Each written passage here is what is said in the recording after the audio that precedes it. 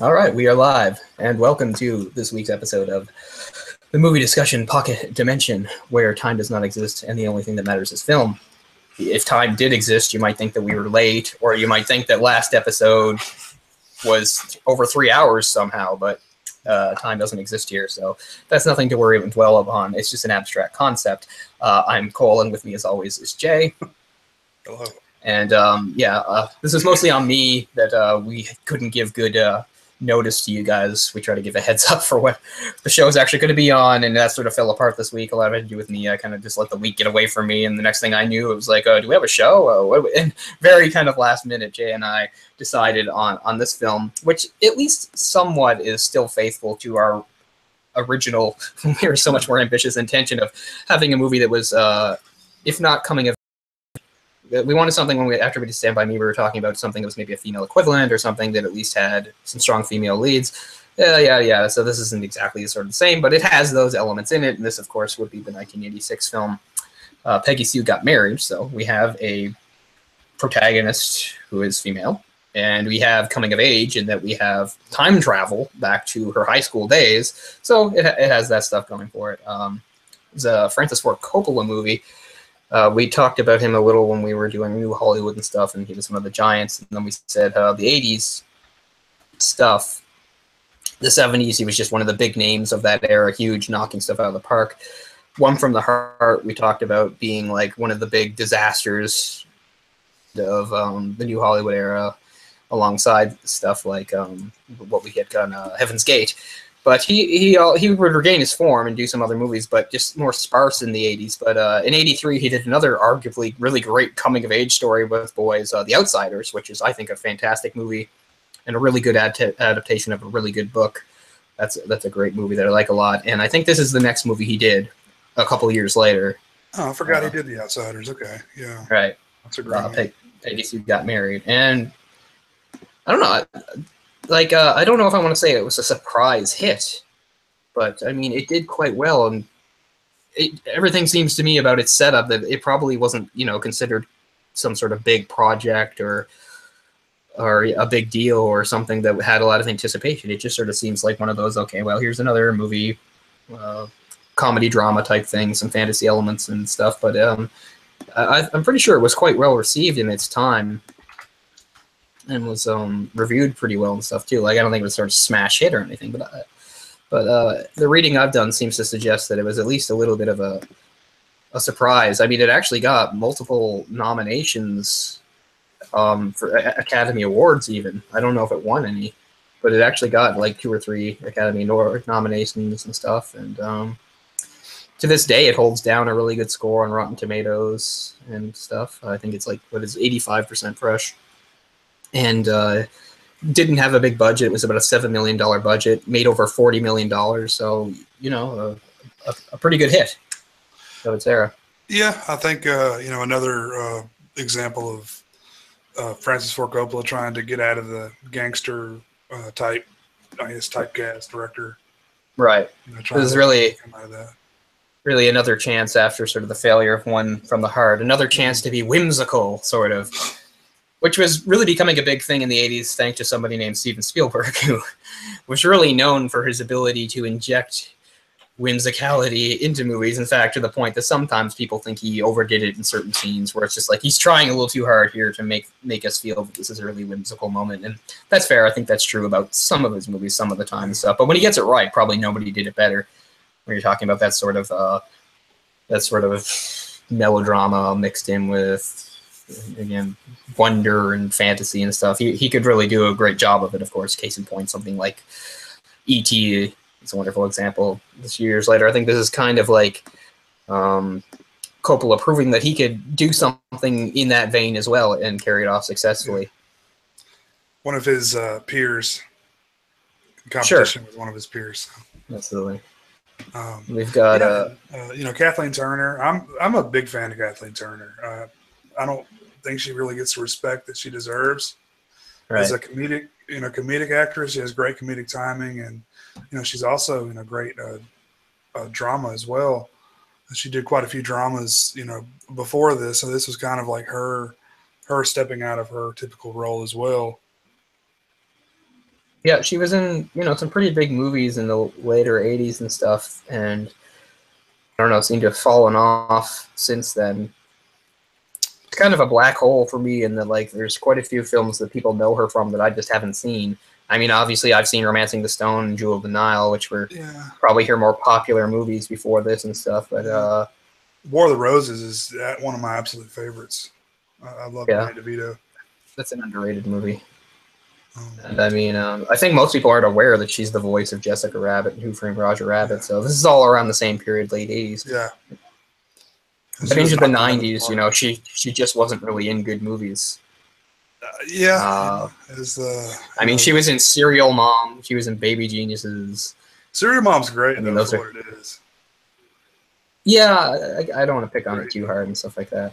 Great satire. And by the 2000s, I guess she was mostly done acting, because she just did things here and there every couple of years and stuff. Maybe had just retired and stuff. But this is kind of her first really big, I guess, leading role and stuff. Where really, if you have like one character carrying the movie, it's her. And she does a pretty good job. Yeah, it's tough to play older. I think Helen Hunt plays daughter, and she's only 8 or 9 years. Helen Hunt. So it's.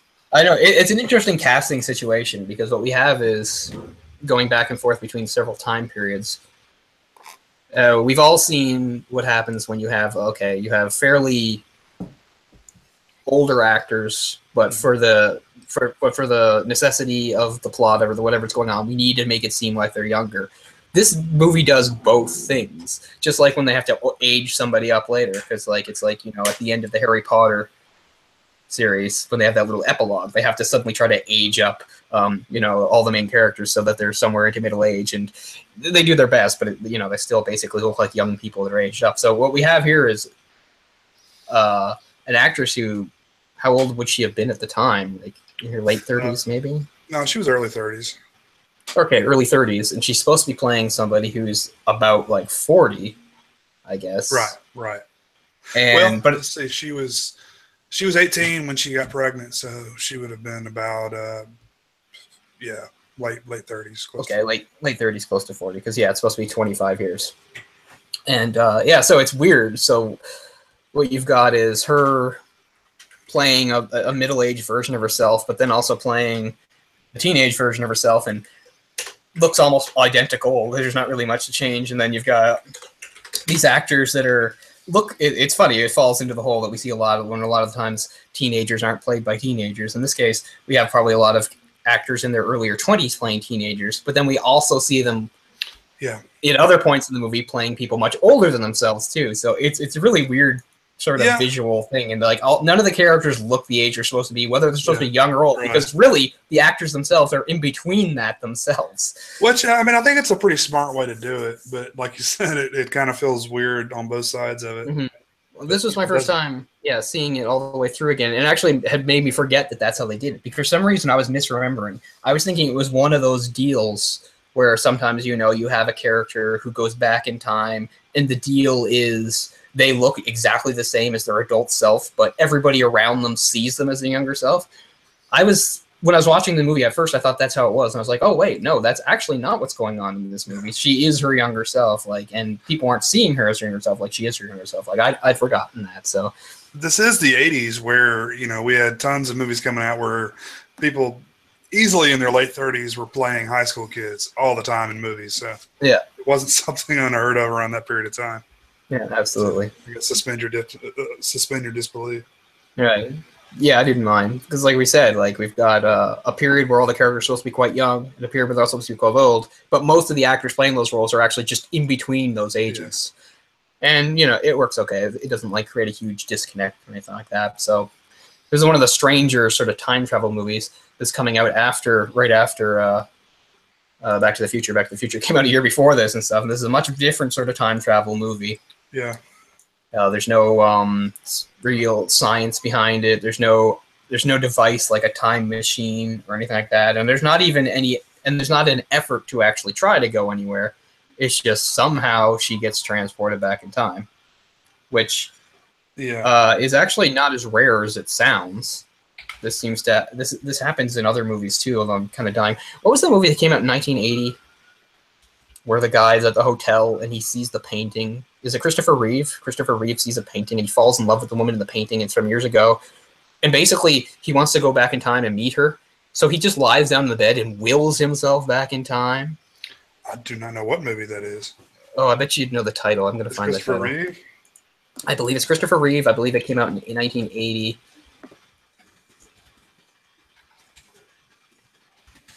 Superman. Is that the movie you're thinking? He does do Somewhere in Time. That's it. He does do some time travel in Superman where he just goes back. But yes, it's called Somewhere in Time. And he's like staying at this hotel. And yeah, okay. It's the year 1912 is the year the woman comes from. And he basically just lies down in the bed and does like self-hypnosis. And he just wills himself back in time. So now he's back in 1912 so that he can meet the love of his life. So saying that this time travel premise is flimsy is like, well, fine, but it's by far not the flimsiest. So, it's a fantasy movie. So you just accept that part and move on. Did you not have a hard time with the butterfly effect? It's like everything she did, I'm like, no, you're going to fuck up everything in the future. Stop doing stuff, Yeah. I couldn't help that, It's very much the point. I mean, one of the main points, though, right? It's like, so we have just give people the setup. She's supposed to be in her middle age. She has a daughter in her early 20s who she'd gotten pregnant with at the end of high school. She'd been married. The whole deal was she'd married Nicolas Cage right after high school, partially because of the pregnancy, probably. And she was feeling that maybe that was why all these years later, their marriage is falling apart. She's on the verge of divorcing him. And even though she's in the middle of that, her daughter talks her into going to her high school 25th reunion, even though she really doesn't want to go. And then during that, they like nominate her like homecoming queen or whatever the hell it is. And she faints. And then she wakes up as her teenage self and stuff. And she takes it a lot better than I think most people, because she's just completely thrilled and happy to be there. She doesn't think, oh, I have to do all this all over again. She thinks, great, I'm back in high school and everything's awesome and I can fix things. That's not really how I would feel. I'd be like, I don't want to do all this again. I mean, the way I was thinking is like, I mean, if you don't marry your husband, or if you don't at least, have, sex with your soon-to-be husband and have those kids, your kids aren't going to exist, and I don't know. Yeah, the fact that she already has the kids seems to like defeat the plot, because it's like, are you ever really going to doubt that she's just going to make a huge changes? Yeah. Because what she'd be doing was negating her children. As much as she might have believed at one time that her marriage was a failure, she still loved her children, wanted to have them. So you can't see her going back in time and just actively taking steps to make sure her children don't come into existence. But like for the first half of the movie, she's not even really giving that any thought, and she just thinks that this is awesome. Like, oh, it's great. Oh, high school. She's not giving anything a thought. She's fucking up everything. And I mean, if this was like a real time travel movie, like nothing would be the same in the future. I mean, for one, she told the one smart kid, exactly what's going on and what's going to happen. And I mean, that would have changed something there. Mm-hmm. Way too much information. I was cringing the whole time that was going on. Yeah. And I mean, on part of it, you think, okay, I get it, because the whole point is time travel is just something in fiction. So if somebody actually does it, it's easy to see them make the time travel mistakes or whatever like that, because they can't even really believe it's happening. It's just like, wow, I'm back here and stuff. But yeah, her attitude is just so weird, because she goes from, oh, it's really fun, to, oh yeah, I have to take this seriously if I'm going to, because yeah, this is a chance to supposedly fix my life. And she does try to do some specific things there. And that's what the things that she can't change, which is kind of funny. We're saying about like the stuff like she flippantly does. It's like, oh, that would cause all sorts of changes she's not thinking about. But then when she actively tries to change things, it like keeps like not working, more or less. Mm-hmm. But it's a weird sort of message the movie sends, because it could be like, oh, we all like to think that we could go back in time, we could change things. But it's like, oh no, well, time is what time is. You can't undo it. Like, even though she's trying to change things, it would just happen some other way. Except the movie does show us that she does make a few changes. The whole thing about the guy having the book dedicated to her proves that she had influenced at least a few other people to cause them to have at least slightly different futures and stuff. But I don't know. A lot of the gags were kind of stupid early on, because I mean, my 20-year reunion's coming up in just a few years now. Yeah. and which is crazy to think of. But it's not like I can't imagine what my life was like back then. You know, it's almost like she goes back and just cannot even fathom. Like she goes and she's drinking liquor all over the place, and it's like, I mean, you can't just do what you want. And see, that's the difference, because it's her life. Because that's what I mean. I can totally understand going back to a time period and having fun in it, but not if it's like you. Like if I had a time machine and I just went back myself to like I said, I'll go back to like the 80s and I would hang out and watch TV and and I don't know, go see like a Nirvana concert or something before they got big, something like that. Sure, because that's just me. That's not me as my younger self making a bunch of decisions. Present. That's that's me as a time displaced person. It would be awesome if you're a time displaced person. Sure, you can go and have fun with a lot of things. Although, like we said, even a time displaced person, within the framework that time travel is real and all that shit, could cause a lot of damage, because you can't go around telling people, oh, 9/11 is going to happen and blah, blah, blah, blah, blah. Like, you can't do that. But I just mean, but the difference is she's not just some time displaced anomaly. She's back. She's just simply back to a point in her life as herself. And she is not taking it seriously at all. Like, she's treating it like it's a vacation she can get back from, when she has no reason to think she could ever get back from it. And at first she just seems to think, this is great. I'm totally ready to relive all these years in front of me. Like, it seems like an odd attitude to have. And I didn't even understand some of the gags and stuff like that. Like when they're singing My Country 'Tis of Thee or something. Yeah. And she just like belts it out. Like, I don't even understand what that means.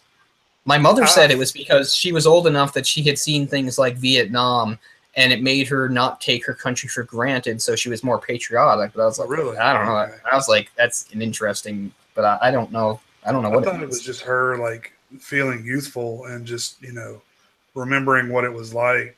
I don't have the energy and just the having a good time singing. Yeah. Yeah, I don't know if you're supposed to read into it, if it has anything to do with the specific song or not. It seems like, oh, she's super patriotic now. It's like she got to live through the hard times or whatever. Now she appreciates her country more than the youth might have in 1960. But I'm like, I don't know if that's true. Do you think do you think the youth in the 80s appreciated their country more than the youth in 1960? Because I don't. Another gag I thought was kind of wasted was when her dad comes home with the Edsel. And I wasn't familiar with the Edsel. I had to go look it up, and it was like it was only for 3 years they made this certain. It's a big failure, right? It was a big failure. Yeah. Essentially, yeah. And just like you bought her. I knew that one. I knew that one. I did a project on. Speaking back in high school, I did a project on like Henry Ford and then the company going forward when I was in high school. So I knew about some of their memorable moments in history, and that was one that the Edsel was supposed to be sort of a big deal that completely kind of fizzled for whatever reason. I can't remember the specifics. There were specifics, obviously. It was just marketing flubs. Basically, they were advertising this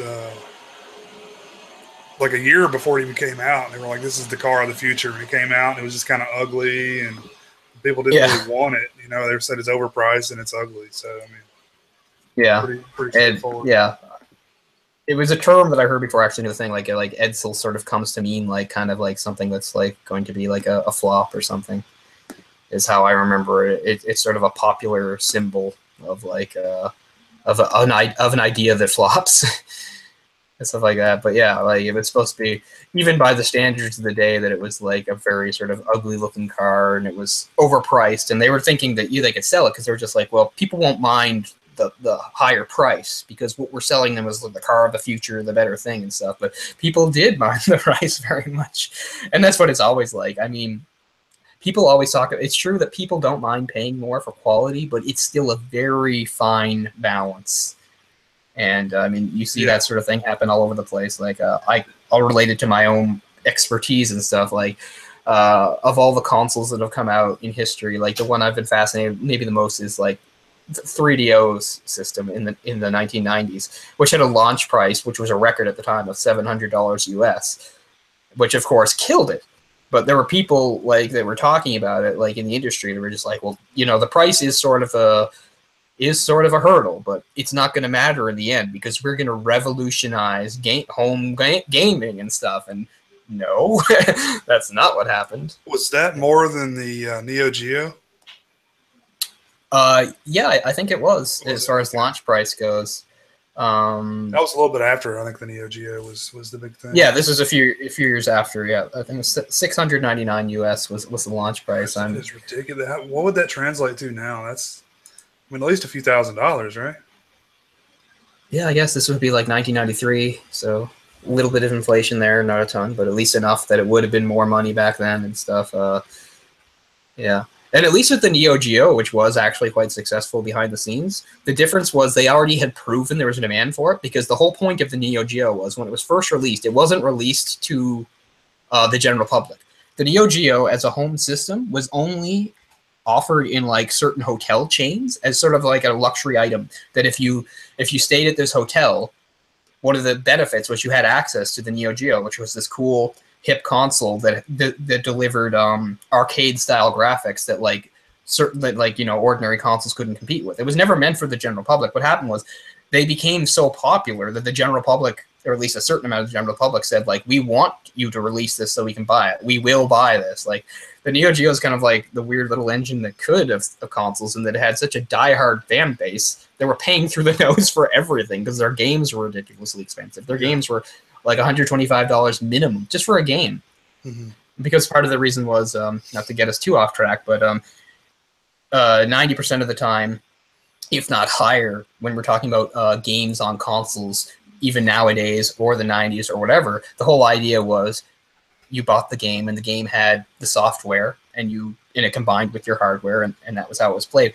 Whereas the difference was in a lot of the Neo Geo games, they had like hardware built, or not, they had something that wasn't built into the system that made them cost a ton, in that basically the system wouldn't be able to run it without whatever extra hardware was built itself into the game. I'm sorry, there's probably a better technical way of putting it.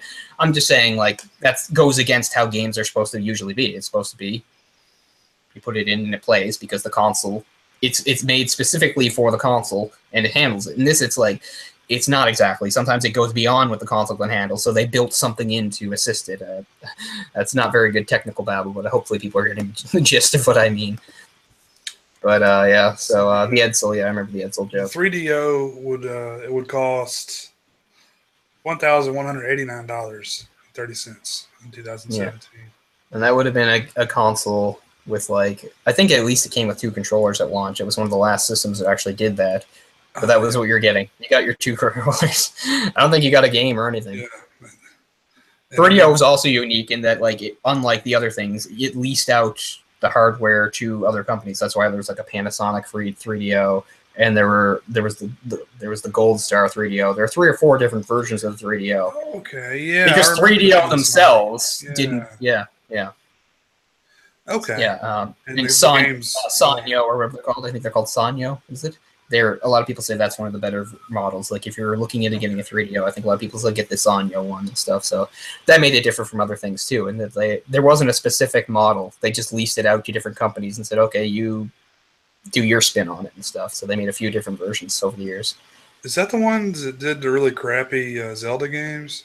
Was that on the 3DO? No, that's the Philips CDI, which might be the biggest joke in all of consoles.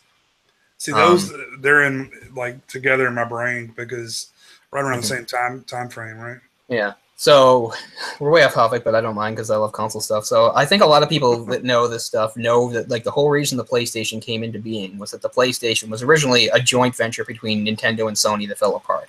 Sony was going to help develop a disk drive or something for the next Nintendo system. And the whole deal wound up falling apart, and what happened was they went in different directions, and Sony just decided to make their own system. What a lot of people don't know is that wasn't even the first time Nintendo tried this sort of thing, and as early as the late 80s, they were talking to Philips to do a similar thing, which also fell apart and led to Philips making their own system, except when they made it, they never intended it to necessarily be what a console was. It was supposed to be more like a multimedia device, and they sort of sold it that way. That, like, oh, it played like, you have to remember what the late 80s was like too, when they had like those interactive TV games like on the VCR and stuff. Like, it offered that sort of stuff and things, and they tried to sell it as a whole bunch of things. So it wasn't just like a gaming console. It was supposed to be like a magic thing that could do all sorts of stuff. But because of because of their dealings with Nintendo, I don't know, there's some sort of loophole where they were actually allowed to use some Nintendo licensed games. They also released a Mario game called like Mario Hotel, which the whole game is just you closing doors. Literally, that's what it is. It's you and Mario and Luigi have to stop like Koopa's forces from opening all the doors of your hotel. So you had to go around closing them. That's how levels work. It's really and I'm sure, and of course, the 3 Zelda games are amongst the worst games ever made and considered just a huge running joke. And anybody that hasn't seen this stuff, YouTube it, look up like the FMV of this. Especially if you're like somehow a Legend of Zelda fan and this series means something to you and you haven't seen this, I'll just try to warn you that it will hurt. It will hurt to see like Zelda and Link and everything done this shitty, but it's also hilarious. But yeah, the CDI. What's funny is a few months ago I was looking at one of those videos and I was looking at somebody on it had a good YouTube channel about like gaming history, and they did a nice little 15-minute segment about the CDI and its history. In the comments, somebody said that like the only time they ever saw a CDI was sometime in the mid-90s. They were in like a big hardware store and they were in the section where you could buy like bags of concrete. And they had a big TV running an infomercial about this new kind of concrete, and it was being run off a CDI. Isn't that amazing? Weird. Wow. But, why? Yeah. Because that was something it could do. Apparently, I don't know. Like this, like Philips had to make all sorts of weird deals with companies just to like sell all their unsold CDIs. So it's like there's a pretty amazing super 90s commercial that you can find. I think I put it in one of our chats only a few months ago when I was looking this stuff up on our Twitter, where you can watch it, a commercial, like a 30-second commercial for CDI with Phil Hartman. Oh yeah, I have seen that before. So people look for that too. Here's one with it's got a 3.5 floppy in the back of it. Wow. That fits the time period. Man, very much so. I just think like people were so crazy about like QuickTime events and like, oh, it's video. Oh my God, there's video on my TV coming from a video game. It's full motion video. Yeah, the mid '90s was really the heyday of that sort of stuff, the FMV games and stuff, and that's where a lot of people thought the future of gaming was going. And you had stuff. There were various games that would show up more popular, like on the Sega CD, a few of those. And the 3DO would do it as well. Both had the infamous game Night Trap, which we were talking about a while ago. Which was Night Trap, but that was on CDI also. I don't think CDI got that, but you could get it on Sega 32X and 3DO, I believe. 3DO, okay. After the various computer releases, but those were the home consoles. Sewer Shark, that's a 32X one. Did you ever play the Jurassic Park one? Yes, it's not half bad for what it is. I also played Star Wars Arcade for the 32X. Yeah. It wasn't bad either. I still remember the commercial for that very, very well. I was kind of blown away by it at the time.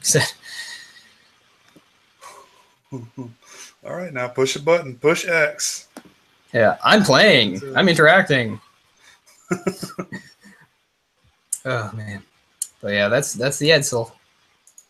So getting back to this movie, yeah. So the thing is, she's in the present. Her marriage is falling apart, and she's married to Nicolas Cage, but it's supposed to be falling apart. So we get back, and we get to see a young Nicolas Cage playing a high school student. And I give credit that Nicolas Cage puts on like a completely different voice for the role. And if you weren't familiar with him, you would think that was his voice. It's kind of neat. Like, well, did you find it weird? It's very off-putting.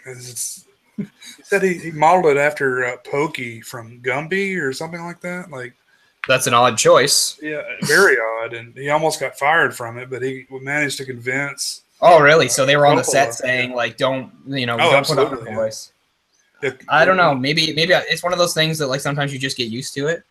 So I'm just so used to it that like I always just think of it as working. Like it never occurred to me that he shouldn't have done it, but maybe he should. I don't know. I like it because it helps separate him from other Nicolas Cage roles. Well, I mean, much like other Nicolas Cage accents, he doesn't hold them all the time, and it's like some of the time it's just him talking normally, and other times it's him doing that. Yeah, the more intense he gets, like the more he loses it. Yeah, like when he's like angry, it sort of goes. Well, the final scene with him as a young guy. When he gives her the locket, I noticed he totally lost it during that scene. And all of a sudden, when he pulls out, he almost sounds like he's drunk or something in that scene. He almost sounds like he's slurring his word. He sounds like he's slurring his words or something. It's awful, but like that scene. Yeah, maybe they could have done like some reshoots on that or something. It's like, is that the best take you got? Because I felt that way too. I felt like it was going a little over the line there. And then he talks like that, yet he's got just an angelic voice, a singing voice, like the shoebop music. Yeah, but yeah. So this, unlike so in Back to the Future, it's 1955. This is 1960. So the idea is a lot of those trends are ending, which is sort of a neat idea. We see it all the time, like because one of the reasons. It's not even just lack of talent and stuff. One of the reasons she kind of knows that like his group is destined to fail is because they're doing a kind of music that's kind of on its way out. Yeah. Like that, those sorts of groups, their heyday is pretty much ending, and it's going forward into like the more rock and roll stuff. Even though rock and roll has been around for a few years, it is true for people that are interested in the history of rock and roll and stuff like that. Like at the time, a lot of even record companies had thought, okay, rock and roll was sort of a big deal the latter half of the 50s, but it's already done. Like it's kind of a fad, and it's time to move away from it. And hindsight's always 20/20. The biggest example I can come up with in music is the fact that in 1962, the Beatles, but before they had Ringo, they had the name Beatles, but before they had Ringo, when they had Pete Best, they auditioned for Decca Records, and they played like a 12-song set, mostly covers, and Decca turned them down cold. It was just like, and it wasn't because they thought the Beatles didn't have talent mostly. It was basically they misinterpreted and failed to, understand the direction that rock and roll was headed. Decca mostly just thought these sort of music, these sorts of bands, that's going nowhere, and they were completely wrong. And the Beatles would go on to be, the Beatles and stuff. There's also a Beatles reference in this. This is 1960s. There's a point where she gets home. She has some sort of like frustrating conversation with her parents or something like that, and she goes upstairs and she's just like, I'm going to go to Liverpool and discover the Beatles. Yeah, and I mean, she writes the song. I mean, I know we're skipping ahead a little bit, but yeah, sure. She writes the song at the end, which does it ever say what song it is? I mean, does that ever it's She Loves You. It's an early Beatles song. It's called She Loves You. Because she loves you. Yeah. I mean, I don't get that, though. I mean, just because... Oh, what it's trying to say is, like, no matter what she does, he's still going to screw it up. Because she gave him a song. She gave him a song she knew was a hit song and a huge thing in its day. And she was giving it to him early, and he could have used it. But instead, he changed it. He's like, I thought it was pretty good, but, I changed the Yaz use. It's She Loves You. Ooh. I think that's actually one of the better bits in the movie. It sort of proves that, like, she can't fix his music career. It's destined to go nowhere. Even if she tries to give him the supreme advantage, he's going to screw it up. So, yeah, I like that actually quite a bit. I must have missed it. That's something I remember a lot. Yeah, he's just like, ooh, ooh, or something. It just sounds awful. It's pretty funny. But yeah, She Loves You by the Beatles. I don't want to say miscast, but he takes me out of it a little bit just because he's definitely over the goofy. top. Yeah, he's so goofy and over the top. And it's weird, too, because like he has like his own like weird delusions. Which I get, everybody sort of has some of these. Quite a few really successful people have them. I'm not going to name any names, but we all know some of them. And but it's true in non-successful people too, and stuff like that. Because there's part where he's convinced not just of the band, but he's just like, I'm the lead singer. I've got the hair, the eyes. Like he's so sure that he's going to like make everybody's just going to fall for him. And there's a point too where towards the end, where he's saying like, about how he can be what she wants him to be, and he can tone down the music stuff and be stable and stuff like that. He said, do you think everyone's still going to like me if I'm not Mr. Excitement anymore? And she's just like, yeah. Because it's more like, you were never Mr. Excitement. But if that's what you want to believe about yourself. You think I'm going to be like my dad selling appliances in 30 years? Yeah. Doesn't the movie like open with him like having an embarrassing commercial or something before that? Yeah, I'd forgotten that Nick Cage was in it, and it was like, really? Oh, wow. It was just cringing commercials, awful. Yeah. And then Helen Hunt, I'm like, oh shit, Helen Hunt's in this too. Well, she was quite attractive in the 80s. I mean, not to be a jerk, but it's weird how quickly she changed. Like, I don't know, too much eyebrow. I was never a fan of the Mad About You. She had like thick eyebrows and an off-putting manner. I don't know. I feel like a jerk, here we are just judging these people by little things. But she's certainly not an actress I was ever interested in, either from like just an attractive point, let alone acting talent. Did you watch that video I sent you where she was on Angel Dust? Crap, I don't remember that. She did a public service announcement where she I'll have to rewatch and see that again. I don't think I saw that, no. window. Oh, that's hilarious. Wow. Yeah, I remember. Yeah, you said, okay. No, that went over my head, whatever you mentioned it before. Okay, I'll have to watch that. That's funny. Yeah. Wasn't she like in Twister? Yeah. That was probably... She's just in a lot of really mediocre movies. I realized that Twister was a big deal in its day, but... You can name them both, though. As Good as It Gets and Twister, and then Mad About You, and that's it. I mean... Yeah. Those are sort of her hits, her greatest hits. But like you said, she looks like the daughter here and stuff, and they make the joke. And it's funny, too, because like you said, they make the joke about it like, oh, we can't tell which one's the daughter. It's like, well, that's because in real life, there's only a few years separating them. Exactly. Which was, again, we understand why they cast that way. We talked about the ages, so it's like we can't have them look like teenagers. We can't have them look like middle-aged people, so we'll just cast in between so that it's at least somewhat believable when they're playing both. So, as I said, I don't have an issue with that. I just remembered it incorrectly recently because I was watching it. I was thinking it was one of those deals where everybody was young, but she's not, but they see her as young. But no, it's not one of those, which you do see sometimes in those time travel movies. Yeah, that's another way they do it. But yeah, she's just so happy. She's just so happy to be back in her teenage self, and she's just like, oh, it's so fun to do all these things and talk to my parents and stuff like that. And it's awesome that my grandparents are alive and stuff. And I mean, I'm not going to say that there wouldn't be things I'd be happy about. Sure, of course, but mostly considering I don't know the extent of the situation. Like as far as I know, I'm stuck. It's like, okay, time to relive it all over again.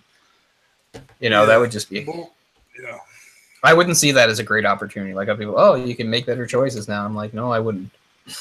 I want to talk about the... It would just make the hurtful things hurt even more, because it's like, now I can see them coming. It's like, I know when the bad things are going to happen even more, so, it's not a position I want to be in. So, I mean, the movie's saved because she doesn't stay stuck. She gets to jump back, and you even get, like, the cheapest, although you don't have to believe in it, but you could get like the cheapest device in all of fiction, which was, oh, maybe it was just a dream anyway. Except like the book thing seems to suggest that it wasn't. But yeah, she really just plays around with her life, which is ridiculous. It is, yeah. I mean, you understand that she's upset about the fact that her marriage has fallen apart 25 years later, and she has all these good reasons. She's like, okay, yeah, I do see now, like, why was I even attracted to him back then? Look at the goofball he is and stuff like that. Like, I get all that and stuff and things like that. But at the same time, she's just like, yep, I'm just going to go out with some other guy and I'm going to do this and I'm going to do that. Yeah, I'm going to fuck my way through the drama club. Yeah. Because, I mean, yeah. So for some of the stuff that, like, sort of confirms that, or it's one of those cyclical things like they do in a lot of time travel movies like Terminator, right? John Connor is only born because he knows to send Kyle back so that Kyle could be his father, and it goes on like that type thing. It's like, so at the reunion, she meets the other guy who's really successful. He's like famous and rich and successful. He's invented stuff. He's in magazines, and everyone wants to talk to him. Then you would see because she knows that, she chooses to be kind to him and to like encourage him. Like, I know you're an outsider and people give you shit and stuff, like, but you're really smart and special and you're going to go far and stuff. So it seems like it's one of those cyclical things, like, she inspired him, but it's also because she already knew that he was going to be successful. And it's not only that, she's like, you have a blind grandfather and you're going to invent this. It's like, I had to have fucked something up, Yeah. See, I would never be that specific. Me either. There's nothing wrong with going, to me, like, I mean, if we're going to play this game, we're going to play the game, time travel, and what you can and can't do and stuff. If I'm playing the game, it's true. I would feel the need to want to at least give people some hints and things like that. But you don't say anything that specific, man, especially something you are going to do, because now he's just like, well, I better do it then. It's like, now he's doing it too early or something, I mean, I guess this film kind of posits that doesn't happen. It's not changing regardless of what she does, I would imagine. What do you think? Well, that's my main problem with the film, the inconsistency there. Because on the one hand, it seems to like hammer home that message, specifically like the stuff she tries to do with him, her boyfriend, and him changing the song. It's like, oh, no matter what you try to do, make things better, they're still going to shake out the same way. But it seems to imply that the other people, a few other people, she does manage to positively affect. She positively affects the successful guy. She positively affects the drama guy that's going to write a book and stuff like that. Like, it seems to suggest that, like, it's only because of her new actions in the past, you all know what I mean in context, that these sorts of things happen and stuff. And it also maybe, we don't get to know, but one of the very first interactions she has when she comes back is, like, her younger sister, who I guess she didn't get along with too much and stuff like that. And as adults, maybe they didn't have much of a relationship. She says, like, right off, like, I want us to have a better relationship and stuff. So that seems to suggest that probably that works and that in the future they do. Although we don't actually get confirmation of it, so I don't know. Well, this whole time, everybody's under the assumption that she gave blood and she's just, like, loopy. Right. So, oh yeah, that's how she wakes up. Like, she faints in the present and wakes up from a faint. The faint being from giving blood back in her senior year in high school. Oh, she's just yeah. She's telling us what's going to happen in the future. She's just not feeling herself today. Yeah. No, she goes, like, way too crazy, like, with specific stuff. Like, why don't you just tell them everything? She's telling them about Neil Armstrong and the exact date of that. You know, she's all over the place. She might as well tell them about the Kennedy assassination. She might as well just say everything she can fucking remember. Yeah, just, like, name the dates. She is the sports almanac. Yeah, basically. But, yeah. But, well, she says that, you know, when they walked on the moon in '69, he says, oh, wow, that was 6 years, you know, earlier than they were supposed to do it. 6 years too early or something like that. It's like, man, this guy's like the smartest man on planet Earth.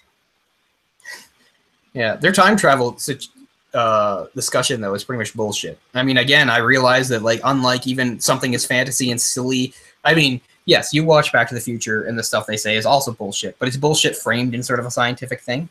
And you're just like, well, that's okay. Like, I think the vast majority of people that watch Back to the Future aren't going to be like, well, that was dumb. How, you know, because they're just like, we get the point of the movie, skim over it. It's a fantasy movie, just using some science stuff. And this one, I feel like they're just really pushing it because the conversation she has with him is like bullshit. And that whole, like, burrito thing he says doesn't make a lot of sense and stuff. Like, all he's just saying is possible.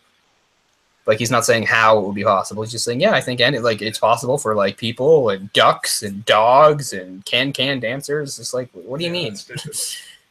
He's like, it folds over. He references, yeah, and she says, well, what's in between? He's like, you can put anything you want in between. I was like, what time travel rules are these? Like, these are ones I haven't encountered except in this movie.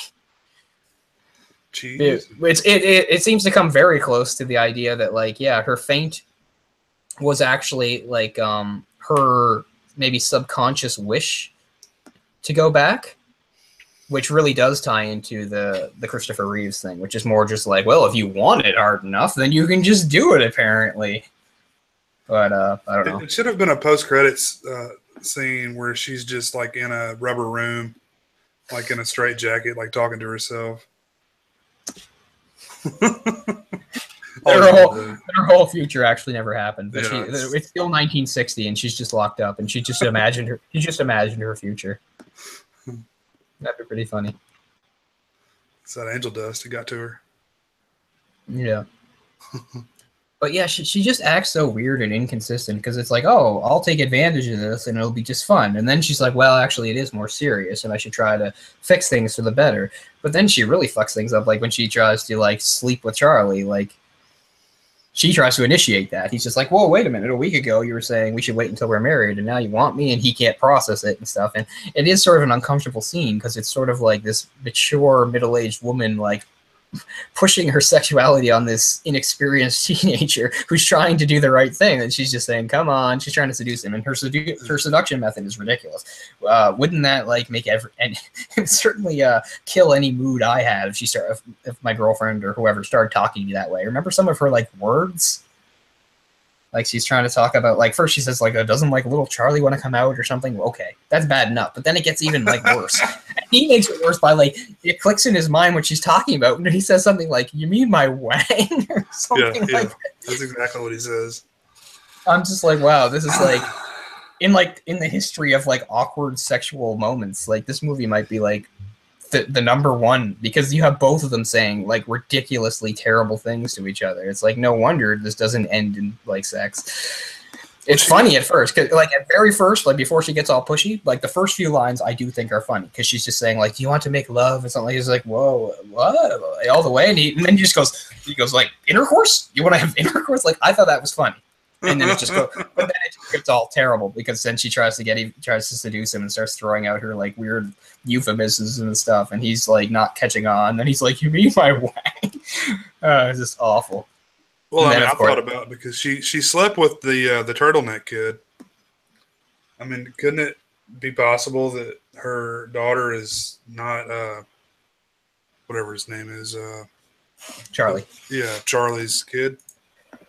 Yeah, because the whole ending with the book seems to really like hammer home that actually did happen. Because yeah, there's a part in the movie where a couple of her friends say something like, they said that you slept with what's his name back then. She's like, no, but then it's like, either she really did or she changed it so that she would. It seems to be pretty clear. She wanted to, obviously. Yeah.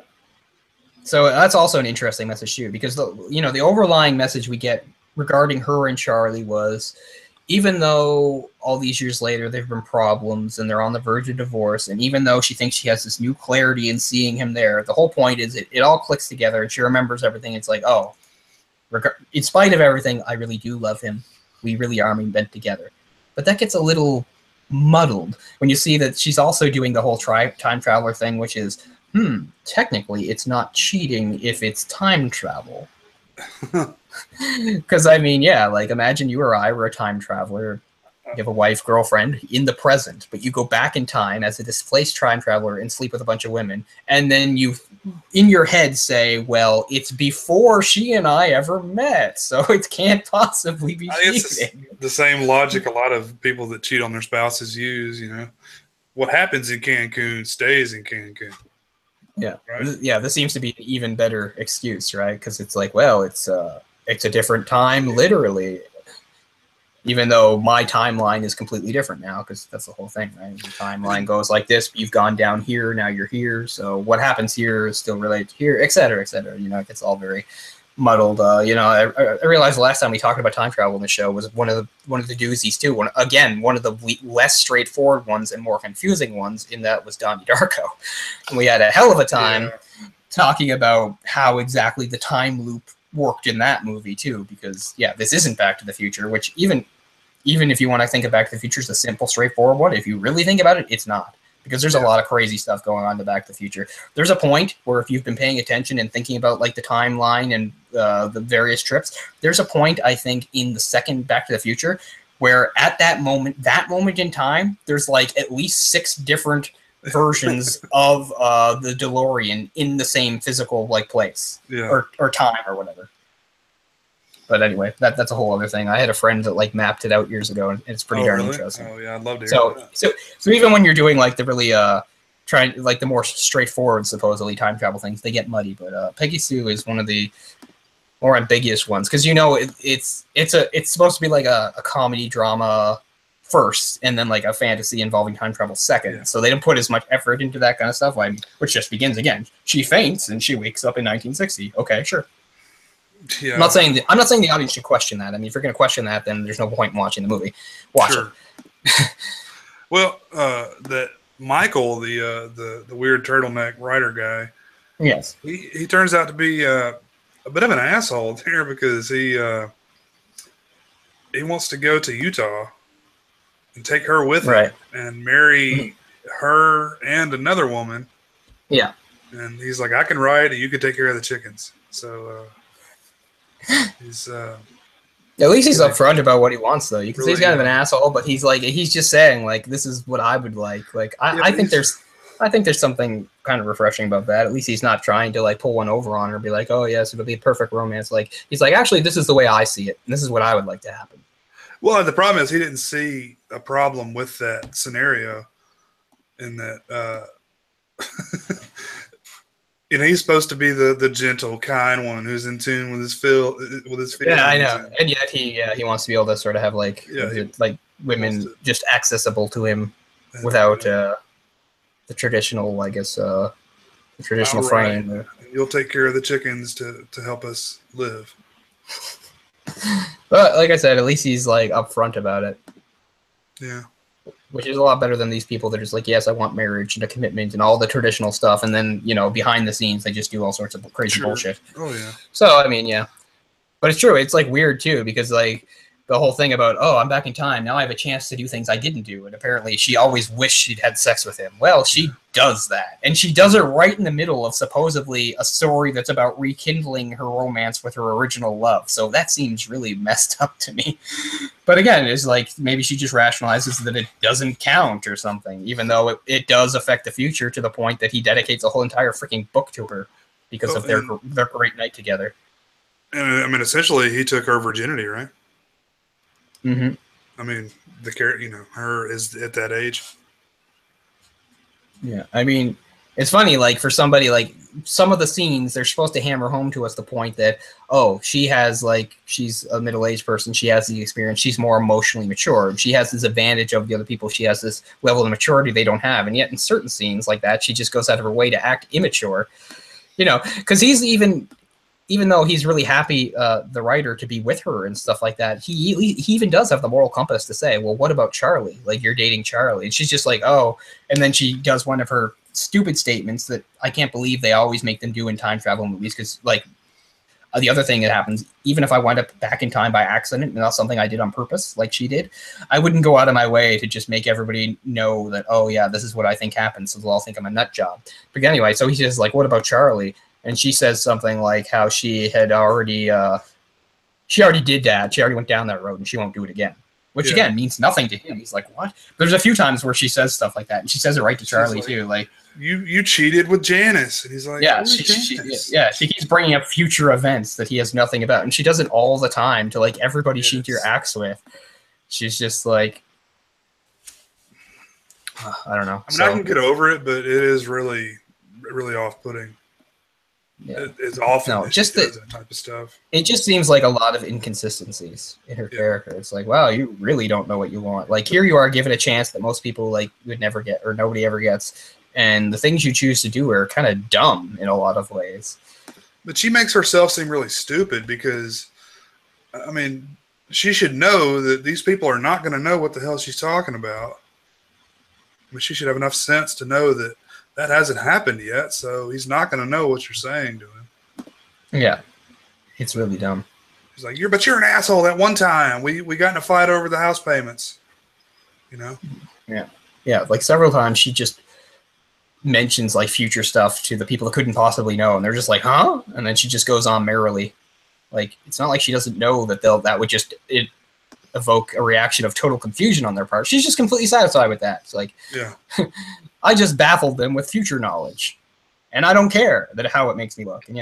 And she loves telling people like her situation. Now I get it with the first guy. She's just like, well, you're the smartest person I know. You're the only person that can make any sense out of this. But after that, I get stretched. And don't you love that trope too about old people as we get to the movie? She visits her grandparents, tells them exactly what's going down, and they just totally believe her. Yeah, because that's what old people are in a lot of movies. They're the ones, like, in a world where, like, if something crazy happens and nobody can, like, accept it, the old people can. They're like, oh, yes, we've lived a long time, and now that's given us the wisdom or insight to believe in the impossible. Without question, with no debate. It was like, okay, what happens here and here? And, tell me some more stuff. Not even really any big, like, follow-up questions or anything like that. Just immediately accepting. And also... Oh, shit, really? Oh, that's crazy. Not even that. Yeah, and it takes her that long to have the idea that, like, and it's only because at this point she's really fucked things up with all the guys. So at this point, she slept with the guy that she always wanted to sleep with, even though she realizes that there was no real point in it because he wants a future she doesn't want any part of because, he talks about the polygamy thing, and she's like, oh, well, I wouldn't want to do that. So she did that for no reason while cheating on Charlie. The other guy becomes so enamored with her that he, like Richard, that's the guy, the smart guy, he proposes to her, and then she's just like, no, you're not supposed to marry anybody, you're supposed to be valedictorian. Okay. So she runs out on him. Then she has a stupid revelation about her feeling for Charlie that I don't think makes any sense. Okay, what do we mainly know about Charlie? Is that, especially young Charlie, he's in a musical group and he wants to like that to be his life. He wants to break through and that be his career and stuff. And that's his passion. And of course, a lot of people in the world are telling him, "Oh, give up on your dream." Like that's like his defining character thing. So anyway, after that whole thing with Michael, the writer, she suddenly hears the singing, and she goes and sees Charlie singing with this other group. And for some reason, it's some big revelation, simply because it's a different group doing a slightly different sort of music. She's like, I didn't, like, she says to him the next day when he's walking the dog, she's like, I didn't know you were in an R&B group. And he's like, well, you don't know everything about me. I'm like, do you think she would have dropped the N-word there? Like, you think our previous self would have done that? Was his bandmates black? They were all black. Oh, I don't think she said R&B. She said R&B group. Yeah, she says R&B group. I hadn't even thought of that. Yeah, so maybe that was part of the revelation too. It's not that it was a different sort of music. It was that he was in a group with a bunch of black guys or something like that. Maybe that's why. Because you're right. That actually undermines the point I was going to make. The point being like, okay, well, so he's in a different sort of musical group. It's not some huge revelation. Okay, his whole life is about music, and he's a vocalist, and you're just blown away that you're seeing a side of him you've never seen because he's in another group that does a slightly different sort of music. Yeah. But as you said, the fact that, yeah, I guess it's an all-black group, and he's the only white guy in this being 1960, maybe that does make it more heavy. Sure, but still. Well, he was trying out for that, I guess, some famous record producer or something. Like, right. I don't know that it was a normal thing he did. I think he was just there with those guys trying out. You know, it's something different instead of because he tells her that like he tells her that like the record execs or whatever told him he didn't have it. And they're like, no, and stuff. So, but anyway, so after that whole thing, and talking to her, and that's when the thing about him trying to, even though he's lashing out at her, she's still trying to help him and fix his life. She gives him the Beatles song, which she says, oh, he'll take a look at it and stuff like that, and. So a whole bunch of bad stuff has happened in a while. So anyways, it's her birthday. She goes to visit her grandparents. And out of nowhere, her grandparents are just like, oh, yeah, your grandmother can see the future. So she tells them that, and they completely believe it. And in a huge, stupid, the dumbest thing in the entire movie, it's just like massive coincidence, something she never knew about her grandparents before. But guess what? Her grandfather is part of this weird group that is like a cult that believes in time travel and I guess tries to do rituals that achieves time travel. And they're like, this is perfect. Because finally she's like, I screwed everything up. I need to like have my consciousness or whatever. I need to be sent back to normal time. And they're like, no problem. That's what we do, you know. And I'm glad you told us. We've been waiting on you for a long time. Yeah, so we get this bizarre scene where she goes out and it's like this group of like weirdos, like cult members. They look like the Knights of Columbus or something like that with their weird hats and stuff. And they're like, oh, don't worry, she's the special chosen girl. And finally, we're going to use our ritual and we'll send you back to your proper time.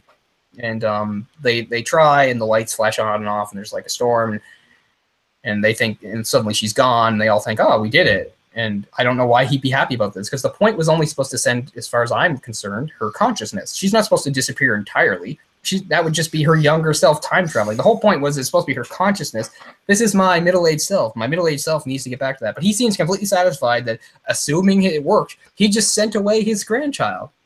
Bye, grandchild. I'll be dead in the future you're in, but I feel good about that. And of course, it turns out, you know, they didn't do any such thing. Charlie just managed to kidnap her from that whole thing. And he's just like, they were going to vaporize you. See, we're at the part of the movie where the writing has fallen apart. We have to go back to the Shriners Club. Okay, sure. That I cannot put. I can't accept that at all. It's too big of a coincidence. No, it's that her grandfather just happens to be involved in this really weird, specific thing. And it's a non-existent thing. That's not a thing. Yeah, we put on weird hats and talk about time travel like every Wednesday night. I mean, what the fuck, really? Yeah. So, and it's a really, like, the movie's not long, and if ever scenes needed to have like some more depth to them and more stuff added, it's this scene. Everything happens way too fast. First, her grandparents are just like, oh, from the future, that's cool. Hey, I'll take you to my club and show you the people. And then boom, they're right into the ritual. Like, there's no like talking about any of this stuff, or hey, I wonder if she's just crazy, or anything, or her just saying, wow, this is nuts that you guys do. Like, nothing. Just everybody reacts like everything is just like, oh, that's pretty normal. Okay, we're gonna give this a shot. Like, way too fast, way too, like, yeah, at this point, the writing, which was already a little inconsistent, the story's already a little consistent, is like going off the deep end at this point. Yeah, I feel like it's just really bad writing at that point. Like, they didn't know what to do. So we're coming to like, yeah. So yeah, it's like we need a resolution now. So she and Charlie have one of like their third or fourth really bizarre arguments, which is extremely bizarre from his point of view, because as usual, she's like talking with like her future knowledge and stuff, and he has no idea what anything's going on. So he's just like, well, you know, I'm going to give up on the music, and I told my dad that I want to get involved in the business, and he gave me 10%. He's like, so now I can offer you stability. I'm serious, and we can get married and stuff. But she still wants to fight and argue with him anyway because of, you know, she knows what the future's going to be and the struggles they're going to have. And I don't know. They just say a bunch of useless stuff back and forth. And the only thing that changed anything is when he gives her the locket. It's a really bizarre scene. As we said, we don't think it's too well acted either. And it's not well written either. And like, it's just like throughout the movie, we've had this conflict that like her marriage has fallen apart. She's gone back in time to when she first got married, and she can see right fresh in front of her, like the problems that came from getting married young, and you know, her first ever real boyfriend, and being so young, getting married, and getting pregnant early, and all the problems that go with it, and of course all his insecurities and his problems and the things about him that she doesn't like. Like, it's all there. It's all reminding her that. And it all seems to be coming to a head after several conversations where she's like, I just don't want to hurt you anymore. She says at one point when he takes her down to the basement. This is after he admonishes her, rightly so, for going out with like that weird loner kid, and as far as he knows, sleeping with him, which she totally did. Like, he's pretty much in the right, and he still doesn't want to give up on her. And she's like, oh, I don't want to hurt you and stuff. So now we're at yet another one of these, luckily the last. And again, they're not really making any progress. All he knows is that he really loves her. All she really knows is like it's ultimately doomed to fail. And yet he gives her the locket, and even though the locket is supposed to have pictures of themselves in it, she sees her children that are yet to be born, and that snaps her back. It's like the first time she remembers, oh yeah, the one, even if the marriage was bad, the one good thing that came out of it was my children, who I basically totally endangered their existence this entire time. And then so suddenly it takes her that long to make that connection. Yeah, which is really dumb. Like, it's too bad she hadn't brought, like, a Polaroid with her like Marty McFly. Then she could have seen her children disappearing in the picture. That might have reminded her, oh, right. Like, she needed, like, if anybody needed, like, a doc, she needed Doc. She needed Doc telling her what she should be doing. See, Marty didn't screw everything up because Doc was at least giving him, and when things went wrong for Marty, it was all by accident. It wasn't because Marty went out of his way to do stupid things. Like, he very accidentally, you know, almost, you know, broke up his parents. It wasn't because of something he did, like, just, like, on purpose. He was just curious about his dad and was following his dad, and accidentally he got hit by the car instead of his dad. Like, the audience is on Marty's side, and it creates the plot, and it creates the problem in the movie. It's like, oh, Marty knew, like, he had to be careful, but he made a mistake, and now he has to fix it. Whereas in her, she's just like, I'll do whatever the hell I want, and damned be the consequences. It's only my life and the lives of my children and other people that hang in the balance. But anyway, it all snaps into place for her when she sees the locket, and she somehow sees something that isn't supposed to be there, reminds her of her children. And then she's just like, oh, I do love you. And, you know, it all comes flooding back to her how much she loves them, and they kiss, and then they get down to business, which I guess would indicate that here's the conception of the daughter. Unless, of course, we always left that doubt, unless it already happened with Michael. And for whatever reason, her consciousness zips forward to back. Now she's back in present, waking up in hospital. And it's been a really weird journey. I like the movie, but as we said, it's one of those movies that, like, hopes the audience doesn't ask too many questions and just enjoys the ride. It really just, as we said, like, it's a movie that wants to be whimsical, so it's heavy on the whimsy because it wants basically to distract the audience with, like, the whimsy stuff. so they don't think too hard about it, the implications of any of this or anything kind of too serious. Is I feel what happens. Because, yes, we're going to get our happy ending now, and it turns out, oh, maybe their marriage can be fixed. He's here in the hospital with her. He still loves her, despite the mistake he made, because what was it? He was going to cheat on her with some other woman, which seems only just right, considering now his cheating seems super justified 25 years later after the shit he had to put up with when they were teenagers. She said, what happened to Rosalie? And he said, she kept thinking the Big Bopper was a sandwich. Pretty bad joke. Pretty bad joke. I have another big question here. Jim Carrey. Probably don't have a good answer. Yes. He's Walter, in a singing group. Yeah. He is a dentist in the future, right? And there's a scene where he and Peggy Sue are doing cocaine at the reunion. Or is it cocaine? Is that, I mean, they're breaking lines up of white powder. Oh, I guess so. Cocaine. Okay. The whole reunion stuff, I kind of skimmed. We were on a deadline, so I kind of skimmed through the reunion stuff to get on with the movie, to tell you the truth. So I forget some of that stuff. I mean, you just would assume that's cocaine, and if it is, I have another question. I guess so. It's the 80s, so why not? Right. So he says, now this is my favorite part of being a dentist. You get the best stuff. It's pharmaceutical grade. And I'm like, are we supposed to believe that in the 80s, dentists are still using like cocaine to numb patients? Yeah. I mean, isn't Novocaine like a liquid? Like, yeah, Novocaine is not even... Like, that can't be Novocaine. Who snorts Novocaine? I mean, maybe it's some sort of painkillers that he's crushed up or something. But yeah, I guess maybe it's that. Because, to just think the dentists are giving cocaine, like, it's not 1905, so no. As he says... a couple of lines of this, and I can drill my own fillings. That's funny. Yeah, I was kind of like skimming through. I was trying to. I was in a rush, so I only watched a few minutes of the beginning stuff, and I kind of skipped. I kept moving it forward a little bit until we got to her arriving back in the 1960s, and I was able to watch the movie fully. But I was worried about time, so I kind of pushed by that. So I don't actually remember that scene, but that's funny. But yeah, I can't believe it's supposed to be cocaine. But I mean, I don't know what else it would be. I mean, this is not in the days of, prescription painkillers in that regard, I don't think. But it's an odd scene, too, because it's her, right, that does it, the main character. She does it with him. Yeah. Oh, yeah. Yeah, like, it makes her a little less sympathetic then, right? Like, you're like... I mean, I get it. Oh, she's upset that her marriage is ending and stuff. And, I mean, I'm not one of those people that's like, oh, people that use drugs are immoral. Obviously, I'm not. But I'm just saying, like...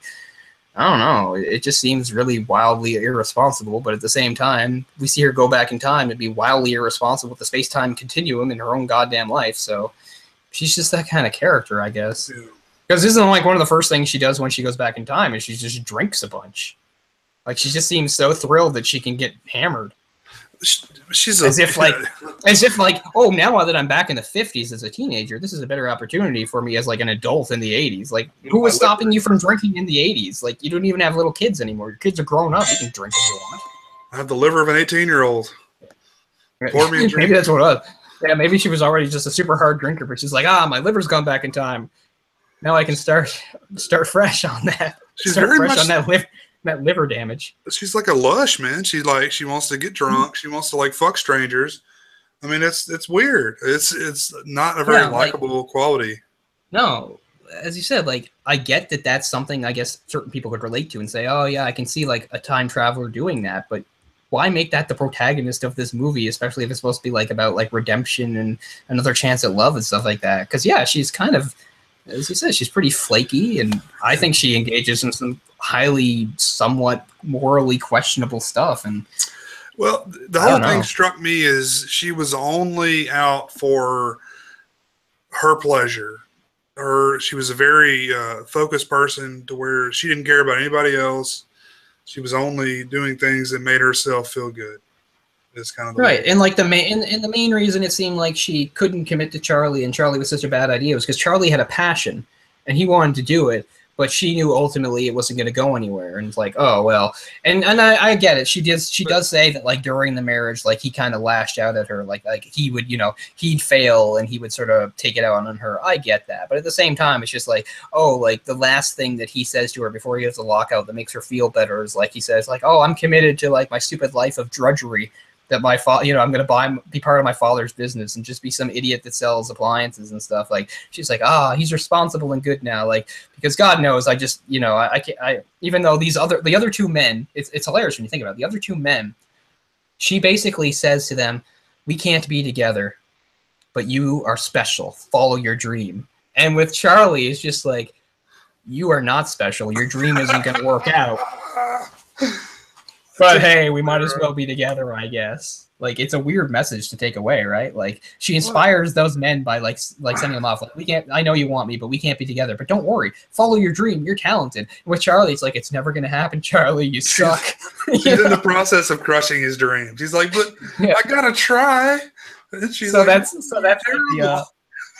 the big trade-off in the movie. The other guys get to be successful in life, but they don't get her. He doesn't get to be successful in life, but wow, he gets the amazing prize that is his like semi-alcoholic, engages in reckless behavior wife that, like, given the first chance to like be a teenager again, completely endangers like even the very existence of her future children. And he gets to go to a dead-end job every day that he hates. Yeah. But hey, he gets the main prize, which is her. Yeah, so yeah, having seen the movie again, it's just like you see all the problems really rise to the top. And honestly, she is the biggest problem. It's not even like I can live with some of the inconsistent writing and some of the, lame humor and stuff like that. But at the end of the day, it's just like Peggy Sue. It's just like Peggy Sue's kind of not likable. Like, exactly. Somebody else does. If people deserve a second chance to go back and fix things, it's not her. And I hadn't really planned on that. This is how she treats it. No, but like the more you look at it. Yeah. And like I said, I mean, you can do that with a lot of movies. The more you think about it, it can fall apart and stuff like that. But I can't give it the same excuse because I just feel like this was the era of whimsy. Yeah. Spielberg really hitting it out of the park with this. This is the same decade that saw hits like Splash and The Princess Bride. And fucking Mannequin was a big deal at the time, if you can believe that. And it was whimsy and love and quirky romance and stuff. And here's, what's his name? Throwing his hat in the ring. Coppola throwing his hat in the ring that he can do that sort of thing too. And, and so it's really just supposed to hit us over the head with the whimsy and not make us like focus on like a lot of these character flaws that she has and a lot of these dumb inconsistencies in the story and the writing and stuff. Mm-hmm. So yeah, it's not like I set out to bash the movie either, but it does sort of come apart if you want to look at it in any sort of non-whimsical way. You take the whimsy out, it's pretty bad. It's pretty bad. You have to. You can't focus on the time travel aspects at all. Mm-hmm. It just has to be hilarity ensues, and that's it. Yeah. And I mean, so here's another movie that I can do that for, because I mean, I know people, if people are familiar with me talking about certain sci-fi and stuff like that and how I feel about time travel, like one thing I didn't like about Looper, because Looper was just like, no, we're not even gonna like focus on like the logistics of any of this. We even have a line where Bruce Willis himself tells the main character, basically the audience, tells to the audience, don't think about it, just go with it. Like, that's basically what he says, because there's a part where, where he's talking to his younger self, and he's like, I don't think about paradoxes and stuff. No, it doesn't matter. This is how it works, because this is how it works. Like, that's just the movie just saying, we don't know how else to do this, so just accept it. Yeah, and this movie is sort of doing the same thing. It doesn't have quite a blatant line. It doesn't have her staring into the camera and saying it. Although it does have a completely go nowhere talk about time travel between her and the guy at the school, where he just posits some theories there. He says he thinks it's possible, sure, even though he doesn't give any good reasons. He does bring up Einstein's theory of relativity, which I realize in the world of physics was sort of the big one that made people start to think about time and the way we perceive it and concepts like time travel. But he doesn't elaborate in any way. Now, I realize in this sort of movie, if you get too much into that sort of math and physics, you're just going to lose the audience anyway. To just skim over it in that way seems just kind of dumb and lazy. He's like, yes, I'm really smart, and I've read some of this stuff, and I do think it's possible. And then they don't really discuss how it's possible. And then actually when she says that she did it, he's just like, oh, so you're crazy.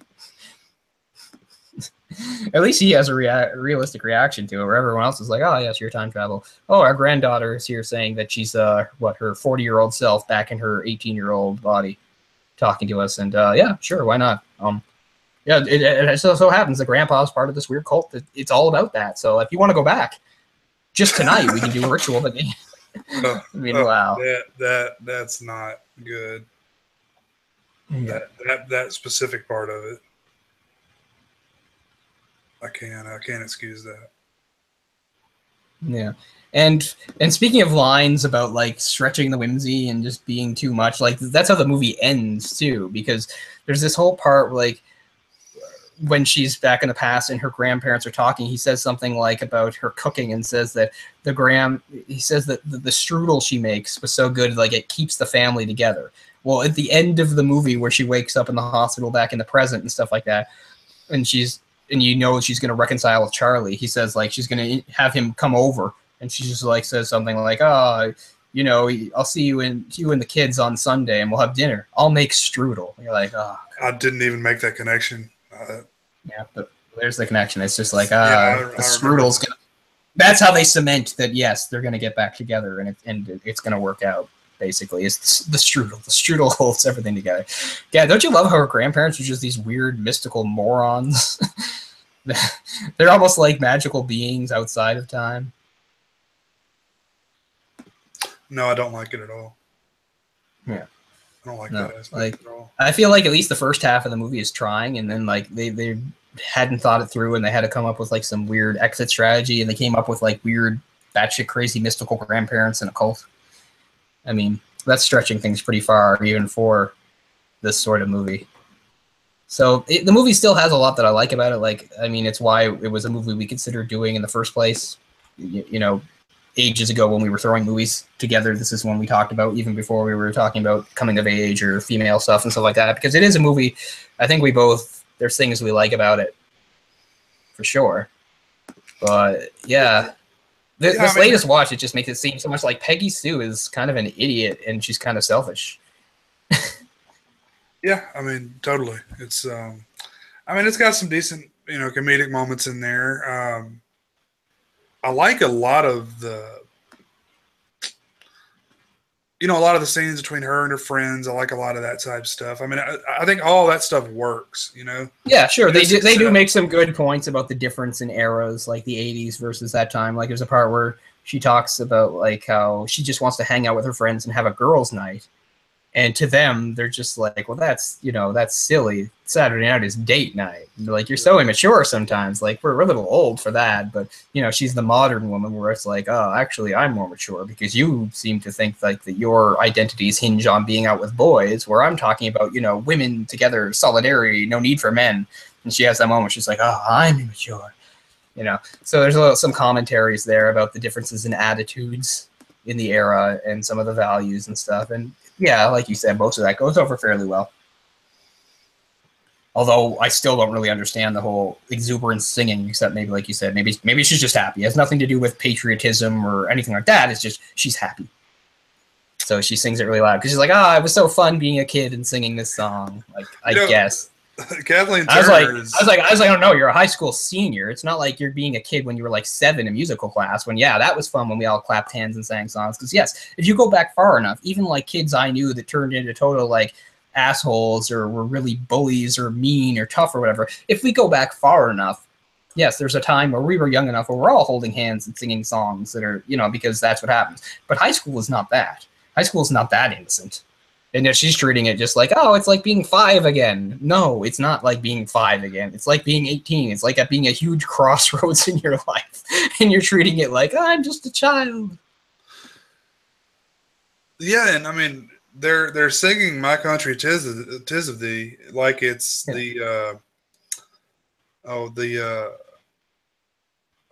Pledge of Allegiance. It's like, so they get up and look at the flag every day and sing. Yeah, I guess so. 'Tis of Thee. Maybe that was a thing. That might have been a thing. Yeah, maybe it was. And I mean, it makes sense. They do it every day, so they're just sort of going through the motions. But she's all gung ho, singing it, super happy. But yeah, now that I've hit on it, I think that's the other thing. Like, she's happy, but it's like the wrong age. She's treating going back in time to herself like too far. She's treating it like she's like 9 or something. She's not 9. She's like 17 or 18, about to graduate high school. But she's treating it like, I'm just a silly kid. Like, Kathleen Turner has a pretty bad smoker's voice, so maybe she's just like happy to like have her beautiful singing voice back. Yeah, maybe. Like, hey, that's right, brother.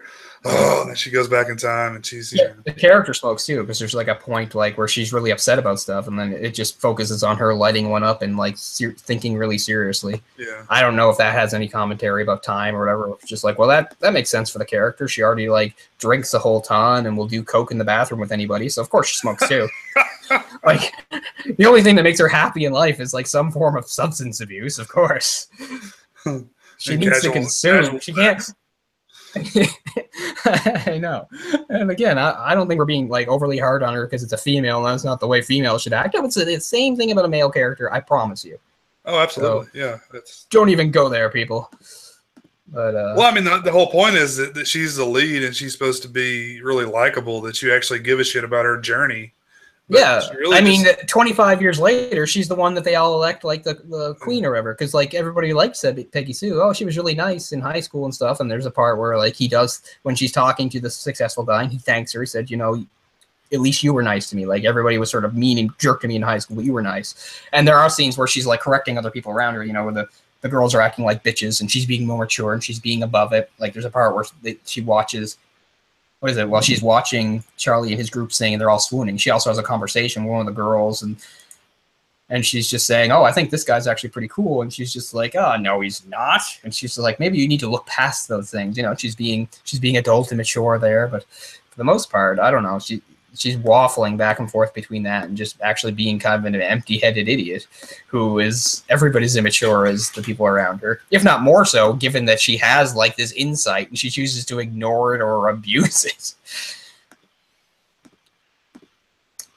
Oh yeah, let's go back in time, drink a lot, and oh, there's the guy I wish I always could have had sex with. I think I will, just for the hell of it, even though I'm really on the fence about what to do with my boyfriend, who's going to be my husband, or maybe I shouldn't marry him. Although, of course, he is the father of my children. You know, my children maybe aren't so great anyway. I don't know. Like I said, it takes like the revelation of seeing the pictures in the locket for everything to snap back. She's like, oh yeah, I actually do like my children, and maybe I shouldn't wipe them from existence if I can, you know, can avoid it. Ugh.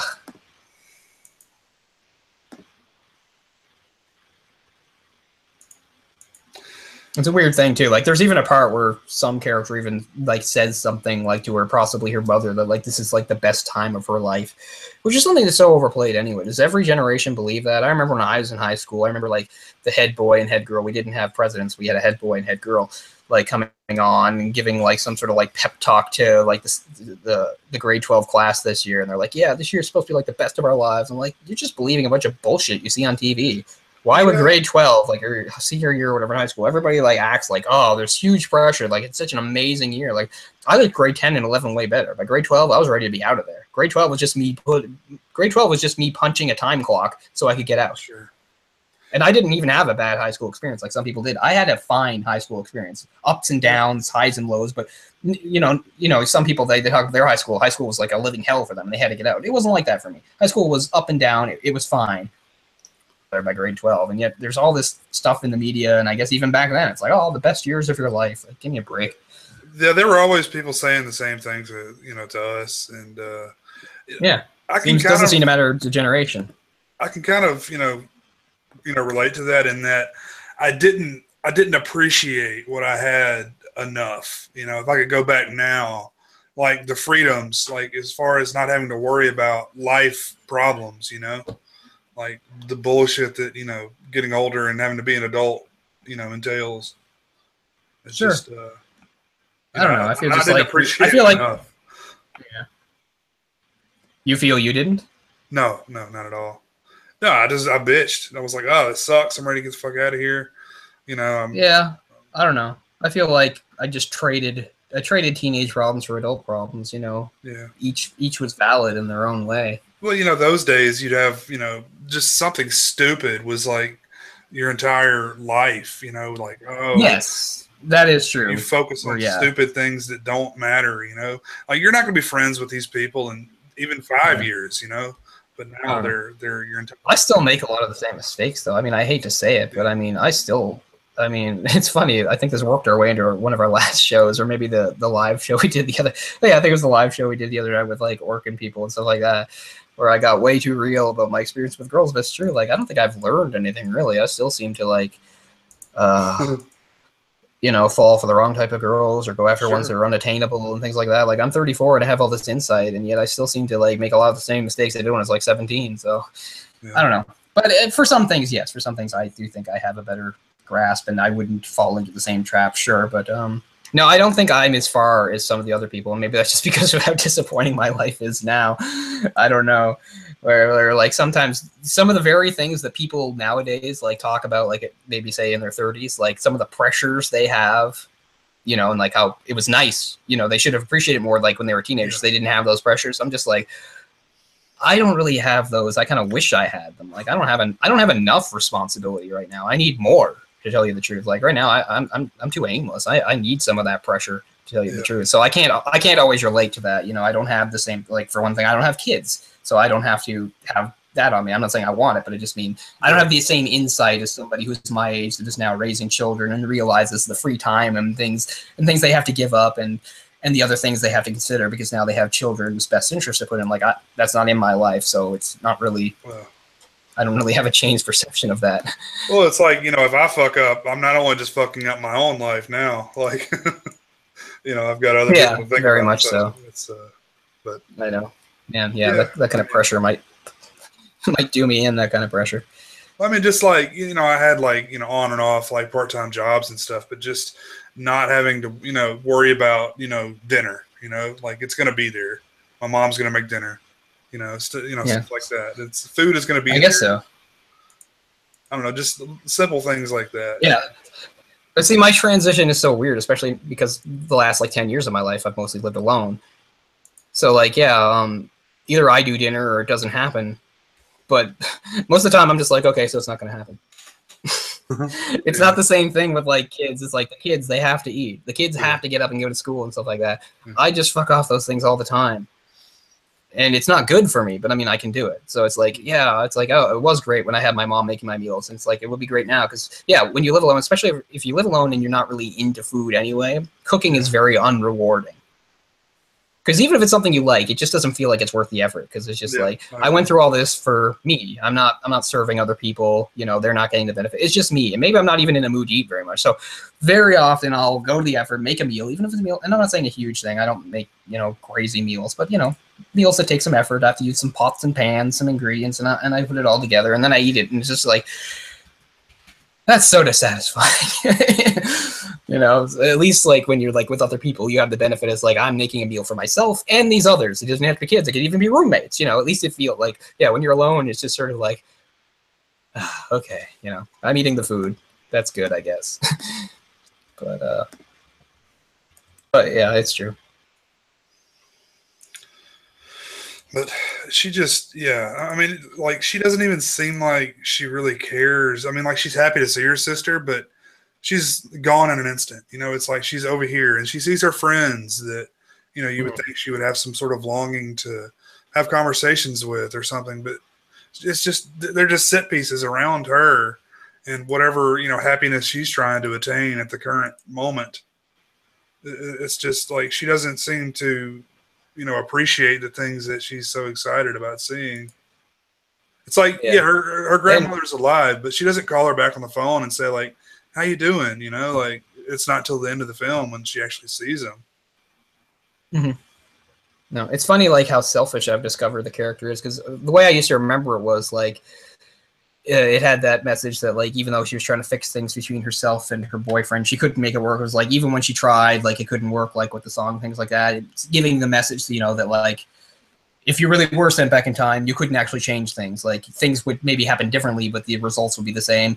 But I just thought, but actually in this movie, she does benefit at least a few other side characters. But then when you really think about it, as I said, it's like it's less to do with their benefit, just more to be what she wants. It's like, okay, yes, she knows that this person has, this guy's really smart, this guy's really talented, they can be successful. But it's not so much her encouraging them to follow their dreams, it's her just realizing she doesn't want to be with them. It's more her pushing them away. Yes. It's like, oh, I find this writer really dreamy and cool and stuff. And he's like, oh, I dream of, having another girl and being in Utah. And she's like, oh, well, that's not for me then. She's like, okay, fine. You go do your thing. You're so great. I really encourage you, but, I don't want you in my life and stuff like that. I've already experienced your cock, so I'm pretty much through with you. Yeah. I mean, yeah, I got to do that cool do-over that everybody dreams of, like, you know, that the person they wish they'd done back in high school, but they didn't get the chance or they were not permitted. It's just like, well, I knocked that off the bucket list, so whatever. Well, and I mean, you know, Nicolas Cage, you know, he's supposed to be this huge asshole in the future, which, you know, we don't really see any of it. No, You know, we don't. But he's really a pretty likable guy. I mean, aside from his annoying voice, you know, it's like, I mean, he's really like, you know, dedicated to this woman. Yeah. And, Yeah, he's a bit delusional about some things, but that's no big deal. Like, a lot of people are at that age and stuff. And he is dedicated.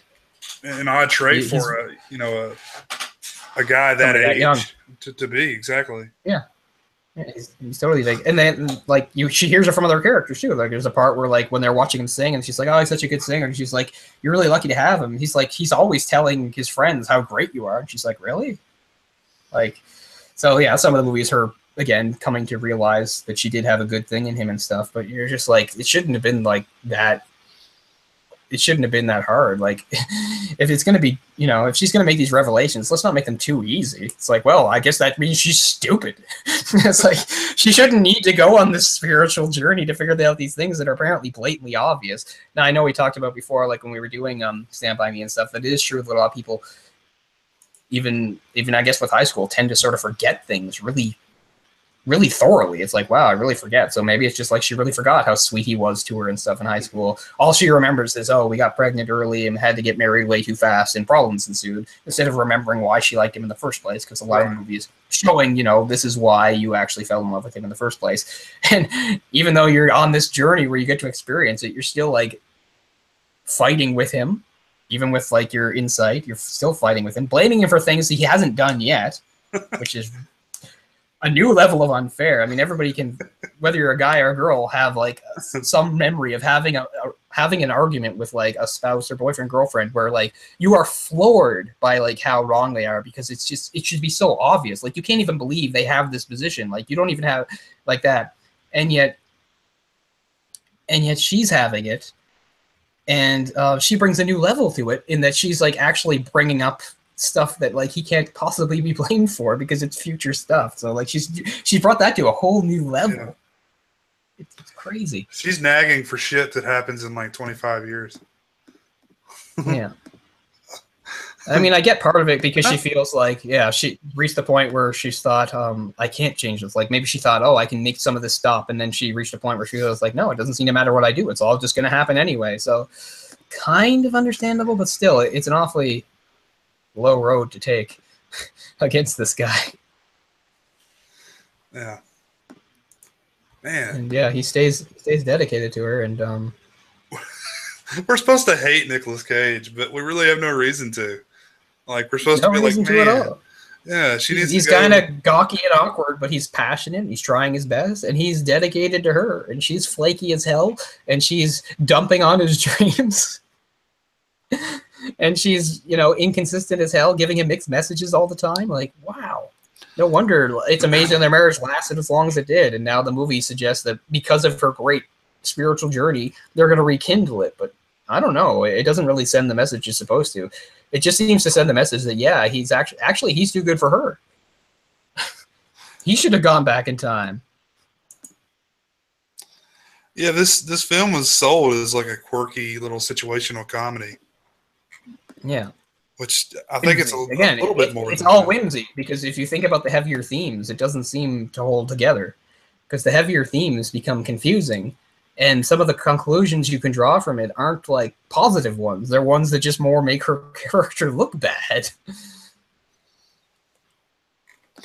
Yeah, it's Peggy Sue faints at a high school reunion. When she wakes up, she finds herself in her own past just before she finished school. Ooh, what's going to happen? It's going to be crazy. It's going to be crazy. Yeah. And it's crazy, but in like a not expected way in a lot of ways. Yeah. Yeah, she shits on her dad for buying a piece of garbage car. She gets pissed at her sister for eating red M&ms.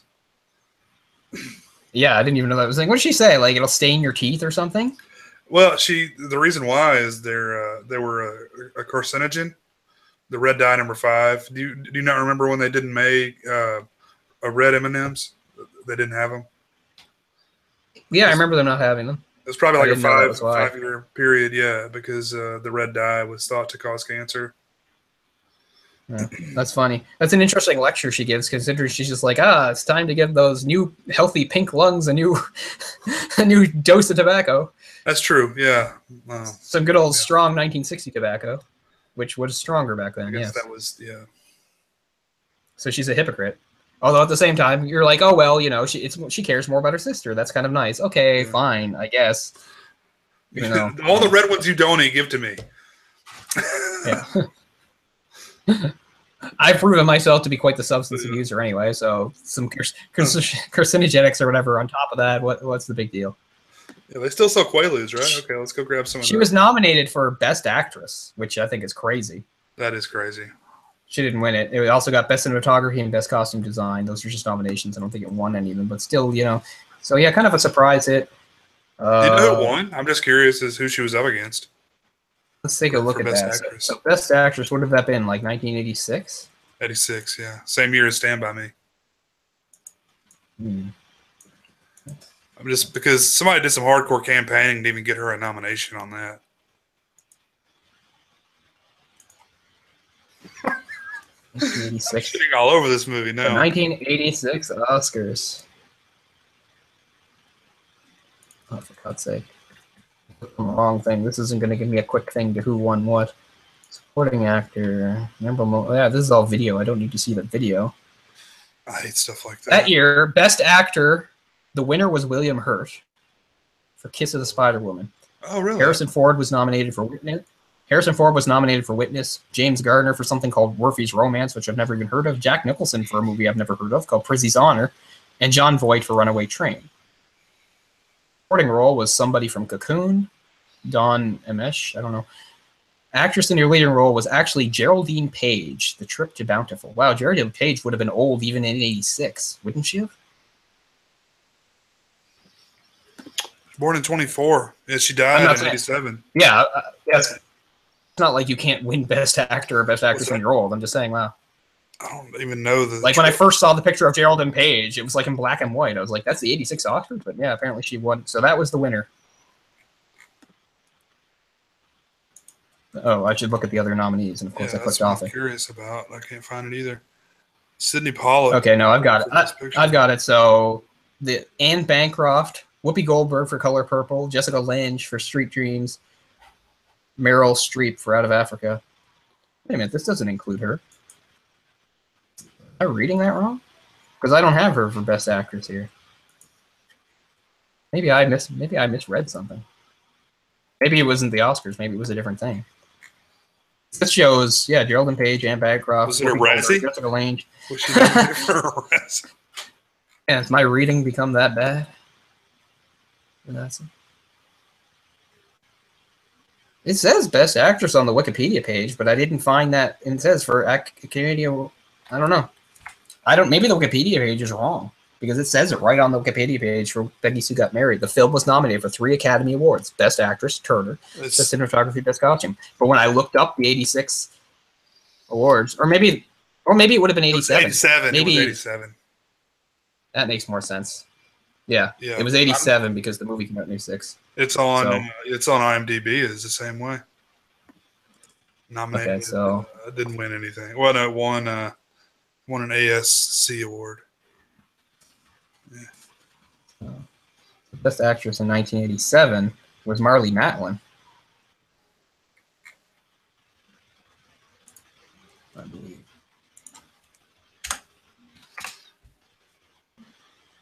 Some terrible Oscar movies, man. Yeah. I mean, in 86. They're a little bit better in 87. Yeah, 87 is one of the few times I agree with Best Picture. It's The Last Emperor, which I love. I love that movie, man. I think that's one of the few times I got it right. And they also won Best Director, too, for that. But Best Actress, that was the year Cher won for Moonstruck. Once again, for 87, I'm not seeing it. I'm seeing Glenn Close, Cher, Holly Hunter, Meryl Streep, and Sally Kirkland. I think Wikipedia is just wrong. I think Kathleen Turner was not nominated. It says the same thing on IMDb. She was nominated? Yeah. because I'm looking at another site about Oscars, and it's showing for Best Actress 1987, Glenn Close for Fatal Attraction, Cher for Moonstruck, who won, Holly Hunter for Broadcast News, Meryl Streep for Ironweed, and Sally Kirkland for a film called Anna. I'm showing Marlene Matlin won for Children of a Lesser God. Yeah, so am I. I'm getting really confused about what years they're using here. This is 87 is the 58th, I believe. No, 59th. Oh, fuck, I don't know. I'm confused as hell now. Everywhere I'm seeing Cher. Cher is the 87 Best Actress winner is Cher for Moonstruck. Moonstruck. A movie which also has Nicolas Cage, and I hate Moonstruck so much. I think the acting in it is way over the top. All the scenes between him and her are the ones that like drives the movie, and I can't stand them. I just feel like it's over the top garbage with them yelling at each other all the time. I think Cher winning any kind of award for acting is absurd. Sounds about right. Man, Children of Lesser God. I've always heard of that. I've never seen it. Maybe I should. So yeah, so this is an early-ish role for Nicolas Cage, I guess partly because it's a Coppola movie, him of course being related to him. And then you have some other people in there. Interesting little role. His like sidekick type guy is Jim Carrey. It's kind of neat to see them in scenes together. They don't do anything special. They just pretend to be high school guys doing some quips. Nothing spectacular, but I kind of enjoy it for that reason. Yeah, I like all the doo-wop stuff. It's pretty funny. Plus, you know, her name is totally 50s, Peggy Sue. You know, they even play it through the thing, the Buddy Holly song, Peggy Sue. It's a good song. Sure, there's just name. Yeah. Oh, yeah, I love Buddy Holly stuff. Great stuff. Hey, if you're going to go back in time and stop the plane he was on. Could have saved him, the Big Bopper himself, and Richie Valens. All in the same plane. Very sad. All that musical talent. Him and Valens in particular were so young. They had so much ahead of them. Like, Valens was like, what, 22 or something? Oh, yeah. Buddy Holly was 21. Like, Buddy Holly was like the main proponent of rock and roll. Like, at least like the newer kind, or at least maybe made by like a white person. You know, rock and roll was dominated by the black artists in the 50s, and then like Buddy Holly was like the first sort of major white artist. I mean, Elvis too, but Elvis didn't just do rock and roll. He kind of straddled and did different genres too, but just strictly rock and roll. Buddy Holly and the Crickets, man. Didn't Johnny Cash do some of that stuff too? Like in that really early. Yeah. Yeah. Like he was like Elvis. He was sort of jumping back and forth like with other genres. I mean, he wasn't quite doing all the country stuff yet, and all the twangy. No, he was a bit more folk in his origins, I think. More folk, kind of, I think. I think so. I don't know a lot about Johnny Cash, honestly. Well, I say that. I mean, I like his songs, but I'll never be like a big fan of his stuff. I respect what he did, though. In that movie, Walk the Line, he's actually on tour with Buddy Holly and Richie Valens. And he actually almost got on the plane. Wow.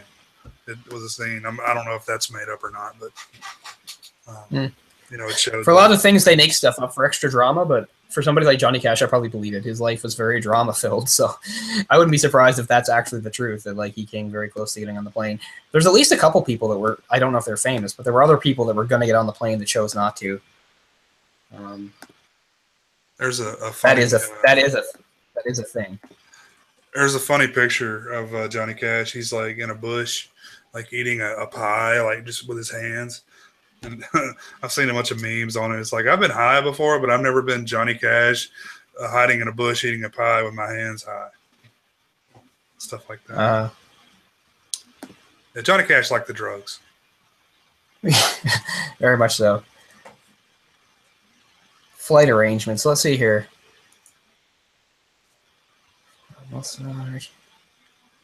Richie Valens, who had a fleer of flying, asked Tommy Alsop for his seat on the plane. The two agreed to toss a coin to decide.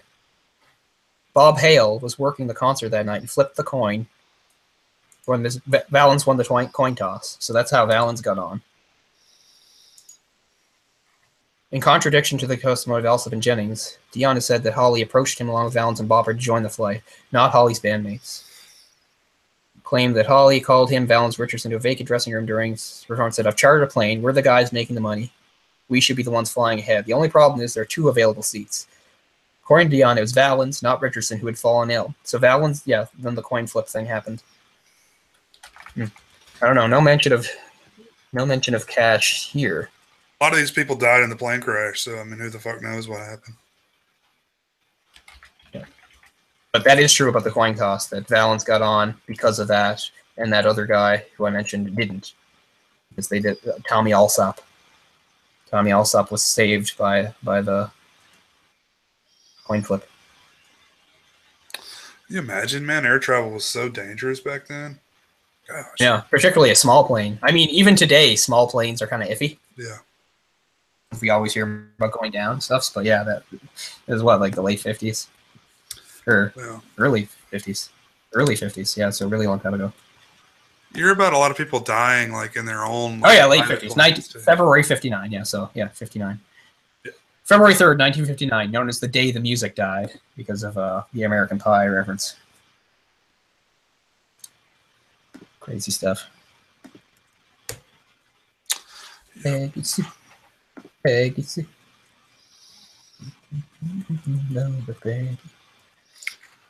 No, like so many people die. Like you know, they're enthusiasts. They're like, oh, I want to get a plane and fly around. It's those people that crash all the time and die. It's like, yeah, man, I would never. Isn't that how? Have a desire to do that. That's how Ted Kennedy died, isn't it? No, Junior, John Jr.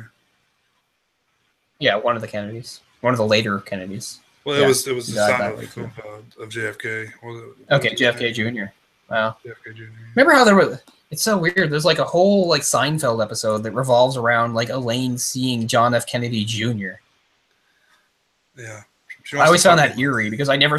Yeah, like the whole thing is she's totally distracted because he's like at the same gym as her and stuff. Like I never saw that episode when it aired. I only saw it after he was dead, and I always just found it really kind of creepy. I was like, wow, he's gone now.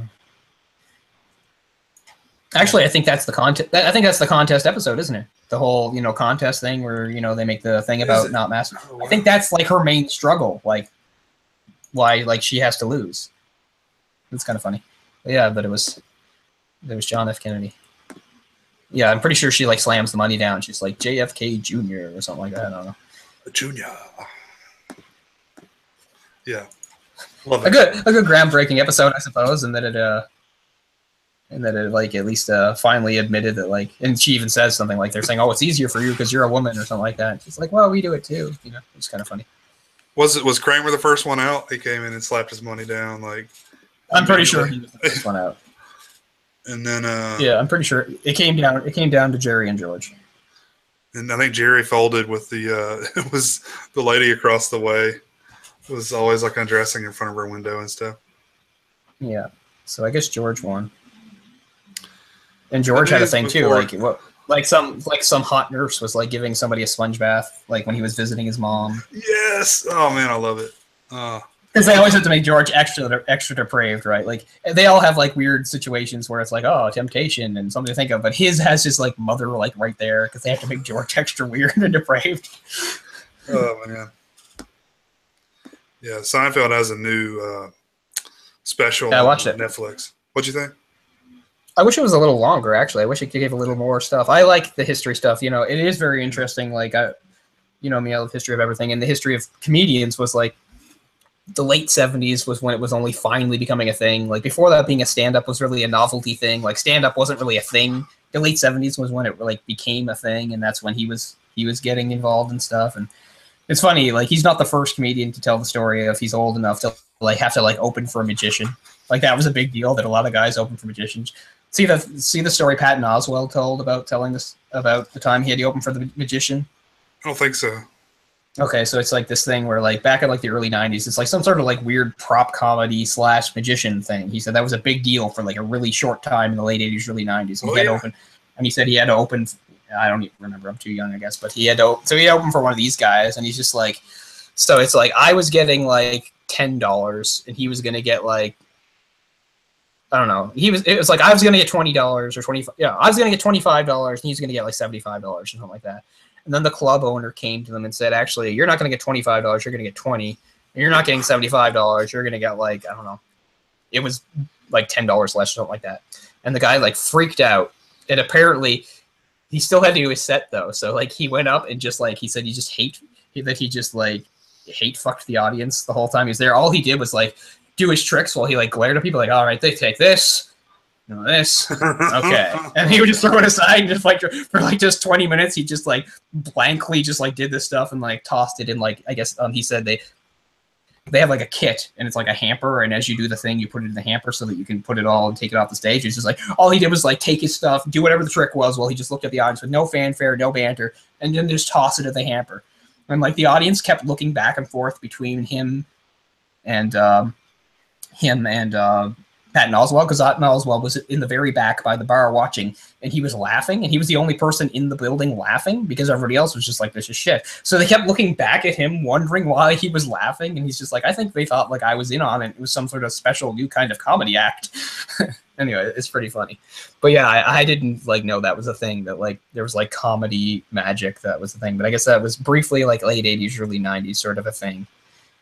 Kind of a big popular thing. It's pretty funny to think of. I have like some very foggy memories of seeing something like that when I was in Disney World when I was a very young child. Yeah.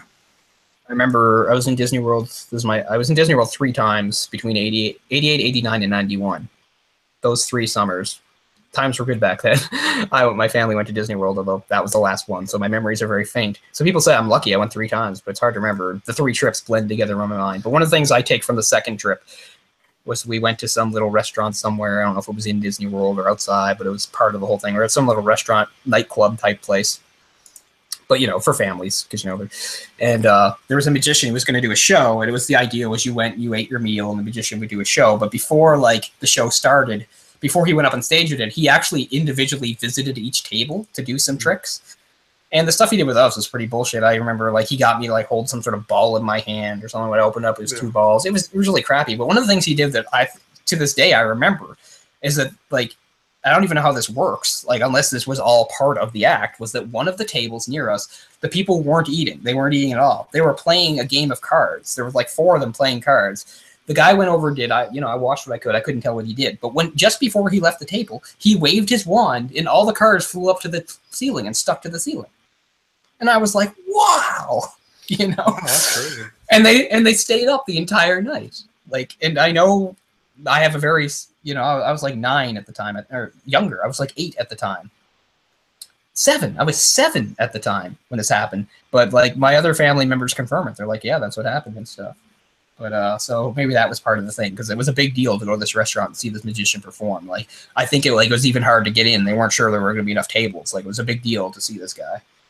And stuff. And I don't remember anything he did on stage, but I remember that he made those people's cards fly to the ceiling, and I was like amazed. Staged, yeah. Impressive nonetheless. That's when they come out and do crowd work. Hey, where you from? Hey. Yeah, I'm sure there was plenty of that. My memories are blank on the rest, but probably there was plenty of that. Sure, because we're all tourists, you know, down in Florida. You know, like Jeff Dunham, the Muppet, puppet guy. Yeah, like that was. He has a new special. It was lots of that. Oh, I don't like his comedy, but I don't like his comedy either. I'm surprised how racist he's able to get away with being in today's climate. Oh, really? Yeah, he leans hard on the racial stereotypes. Well, I'm not saying that's terrible. I'm just saying, like, I don't know, get some new material. Well, he's got the old dude. What, does he have a black one too, or something? Probably. He has a dead terrorist. You're thinking of Will Arnett from Arrested Development. There's Franklin. Yeah. It's not easy being brown. It's not easy being white. But yeah, that was a big thing in the '80s.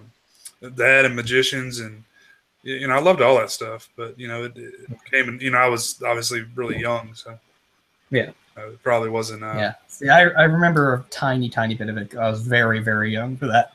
But yeah, it's a weird thing to look back on now, though. It seems like one of those weird anomalies, you know, when you see like some of the comics who become big and they were the opening act for these like sort of novelty type people. But it's like, yeah, in the day, they were the people, they were the show, you know. It's kind of funny how trends come and go. It's like clowns were really big when I was a kid too. I love clowns. You know, there was one time I went to Disney. I'm a total cliche, but I'm afraid of clowns, and I have been since childhood. It doesn't have anything to do with it or Stephen King. I was terrified of them before I ever saw a movie or read a book.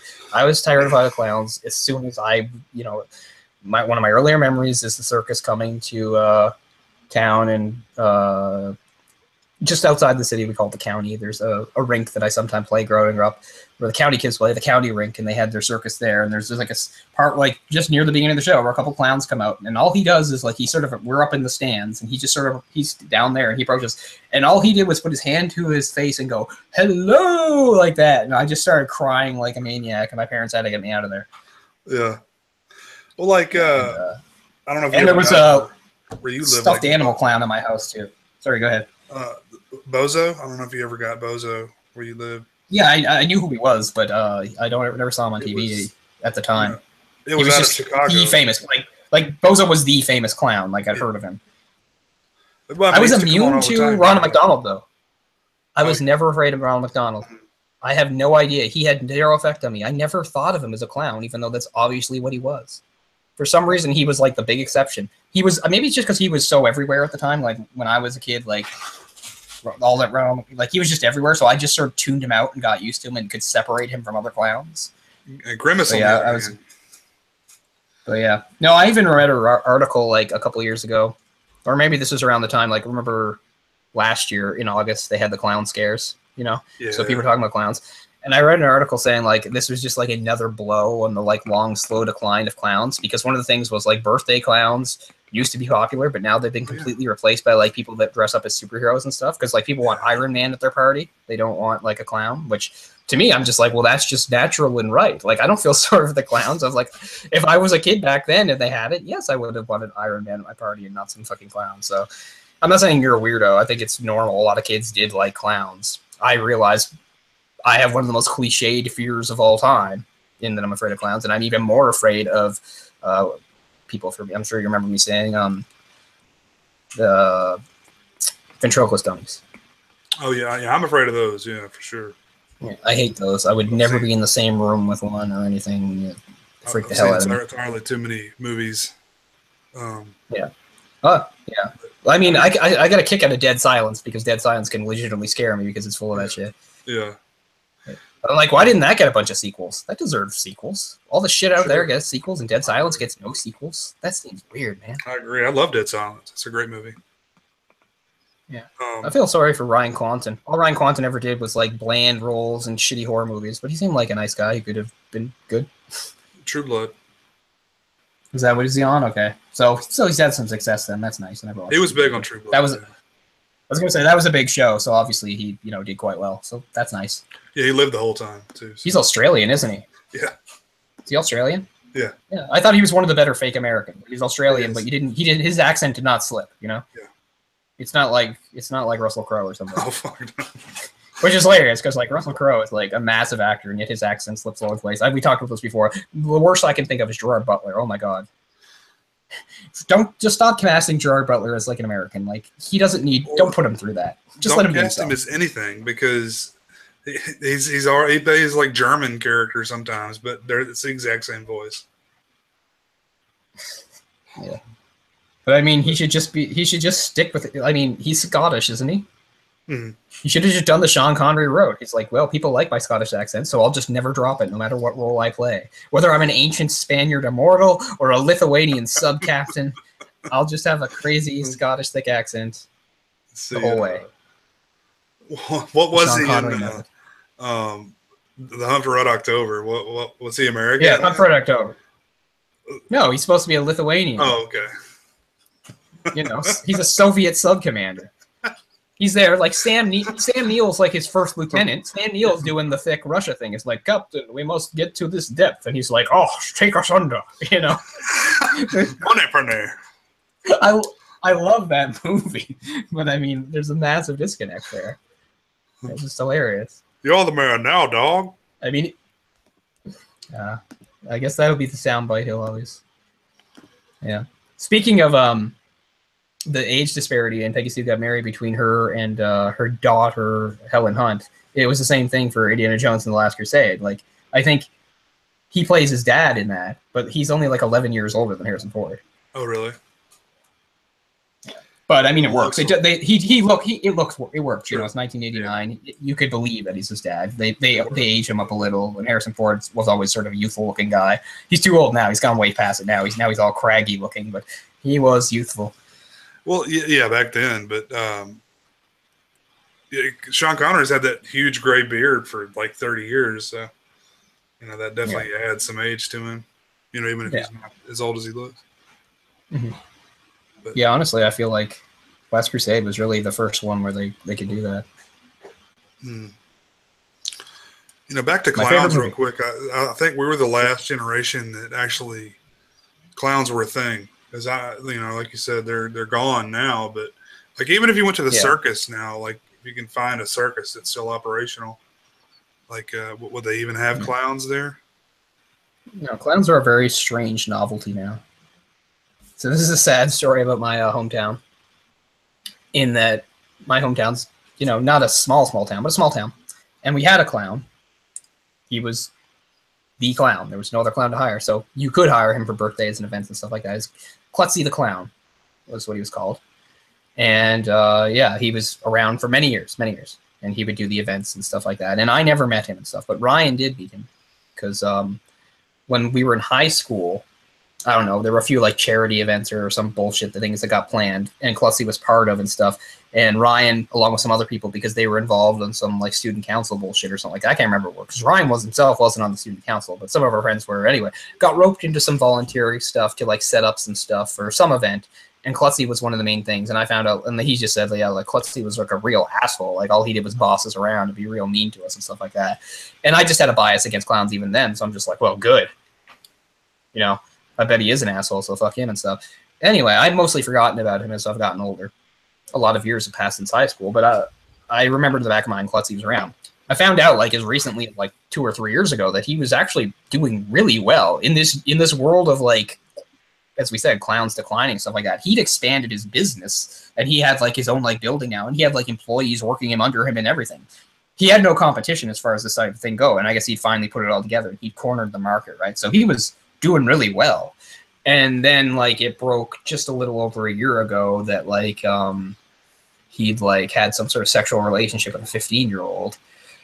And I got to know all about that because my dad represented him. And yeah, so I don't know if he's in jail, but even if he's not, like he's done. Like that ruins any career, but it really ruins the clown career, don't you think? So yeah. It ruins your working within 25 feet of a minor. Yeah. I mean, even if there is no law in place, everybody in town knows who he is. Everybody in town knows what he did. No, he has to move. Obviously, so he has to move. So I don't know. I think he has some jail time, but it's less than you'd think because of some circumstances and stuff. Is it like a statutory type thing, or was it like? Yeah, I think. Okay. Yeah, I think it was more of a statutory type thing. Like, you know, I don't want to get into the thing about that. People all have their different opinions on it and stuff like that. But I'm just saying, it's better that just saying forcible rape on a minor. That's just absolutely terrible. Right, exactly, and that's what I mean. I mean, I don't want to get into it because people have their things, but I mean, there are degrees of this thing. Again, I don't want people to think I'm some sort of apologist for that kind of behavior. No. But there are degrees. But anyway, I just mean, I'm not happy that it happened, but I just never liked the idea of a clown. Heard he was an asshole anyway. I was just like, oh, okay, good. Now his business is ruined. Good. Yeah. It's funny. Like as recently as like only a few months ago, like his building is like still there with like the sign, like Klutzy the Clown. Here's the number. I'm like, nobody's calling that. Like that is gone. Like they'll take I'm sure by now they've taken the stuff down. It's just an empty building now and stuff. But yeah, even a few months ago when it was already done, like he was like, even the trial was done, basically whatever was going on, and you could still see his building with like the billboard up and having like the number and stuff like that. It's like, ew. That's unfortunate, man. So he was one of the clowns that had held on and seemed to be doing quite well, and then he just screwed himself. You know, he has no one to blame but himself. It's not changing trends. It's not the media. It was his own dumbass behavior. Giving clowns everywhere a bad name. Yeah. And stuff. But yeah, I'm happy to see clowns disappear. They won't entirely. What's funny now is like the main reason they'll remain is just to be creepy things. Like that's their place in society now. Clowns are just there to be scary, evil things. And I'm sure in some of those articles, like there's like a worldwide like league of clowns, and like even their name sounds ridiculous. And yeah, I get it. You have a livelihood, and you're good people, and you want to be taken serious, and you want to do a good thing. You want to bring joy to children and stuff. But at the end of the day, hearing you guys bitch about how like clowns are like wrongly used in the media and it's hurting your business, like give me a break, man. The world is the world. The American Horror Story's new thing is all about clowns now. The new season it's on now. So I mean, the Joker's been around since 1939. You know, so you can't just be like, oh, it's because of the Joker or something. It's like, yeah, the Joker, who's like older than you probably. Yeah, it's But no, I've never actually even seen footage of Bozo. I know who he is. He was like one of the most famous clowns, Bozo the Clown, long-running show. I've never even seen footage. I guess I should watch him on YouTube sometime, hear what his stupid voice is like and stuff like that. Yeah, it was a daily thing. Like I think it was every day of the weekend on Saturdays. Yeah. And he was a big like after-school thing, right? Like kids come home from school, he'd be on. Yeah, it may have been on the morning. So we actually get Chicago television here, or we did. We may not anymore. But like WGN. I did for a brief period too. Yeah, I used to get WGN. Yeah, it was really a great channel. That's where I watched a lot of the martial arts movies and horror movies when I was a kid. I seem to have missed that window. But in the mid-'90s, it had some shows that only I could watch in there. Like it had the Mega Man animated show, which I really liked, for some reason on that. And in the early 2000s, when what's his name, Wirtz, I can't remember his first name, but his name was Wirtz. He owned the Chicago Blackhawks. When he finally died, they finally had a TV deal, and you could watch Blackhawks games on WGN. Wirtz was a very bad owner, and he had a bad reputation. And they were a terrible team while he owned them. And one of his great terrible businesses have a TV deal for some reason. For some reason, he was opposed to them like being televised, like they could be televised like in national games through other things. But as far as like the Chicago Blackhawks having like their own channel or whatever, their own people that air the like here's Blackhawks hockey, like any local team would have, like he was against that. And it wasn't until he died that they got it, which is weird. Then a few years later, they won 3 cups in 6 years. People talk about curses in sports and stuff like that, but yeah, he was a bad owner. Even though his son would go on, his son was called Rocky Wirtz, but I can't remember the name of the father.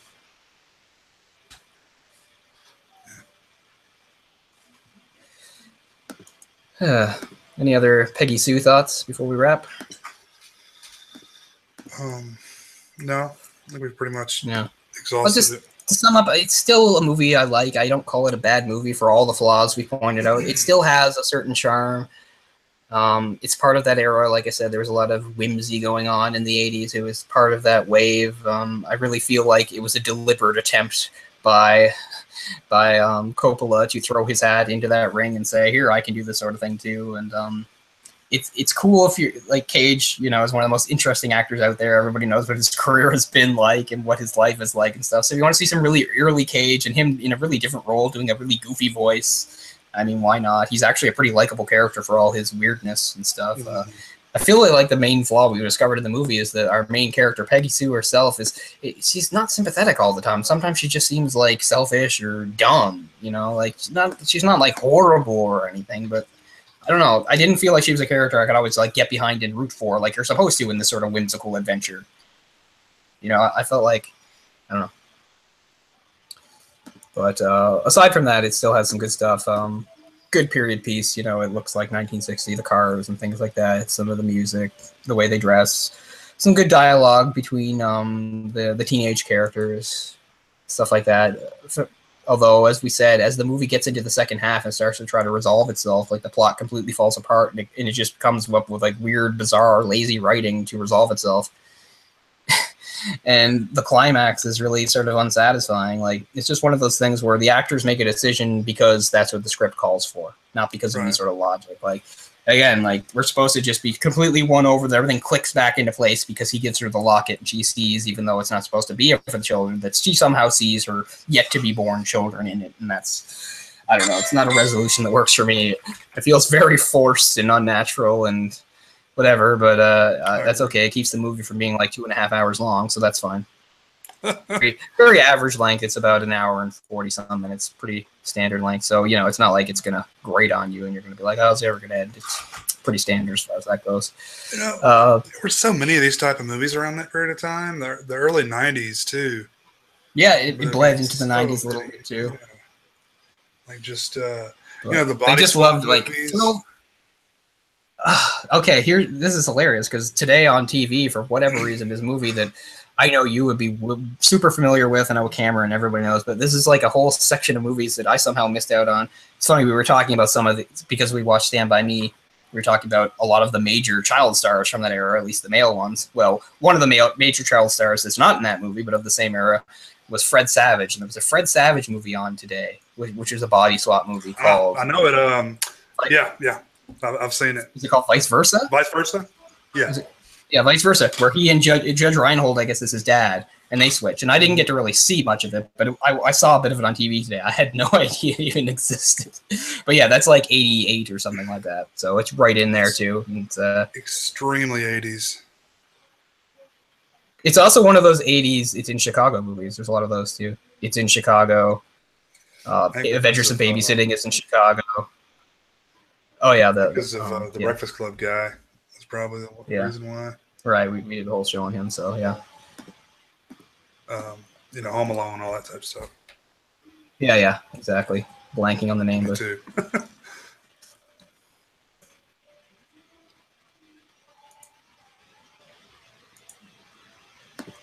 I'll just double check them there. Were all his movies set in Chicago? Yeah, at least the era. John Hughes, by the way. Yeah. Right, yeah. Super easy name that we were. But yeah, 16 Candles, Breakfast Club, Weird Science, Ferris Bueller's Day Off. I believe those are all Chicago. Obviously, the first Home Alone. Well, the second one too. Although, I mean, that's where they live in Chicago.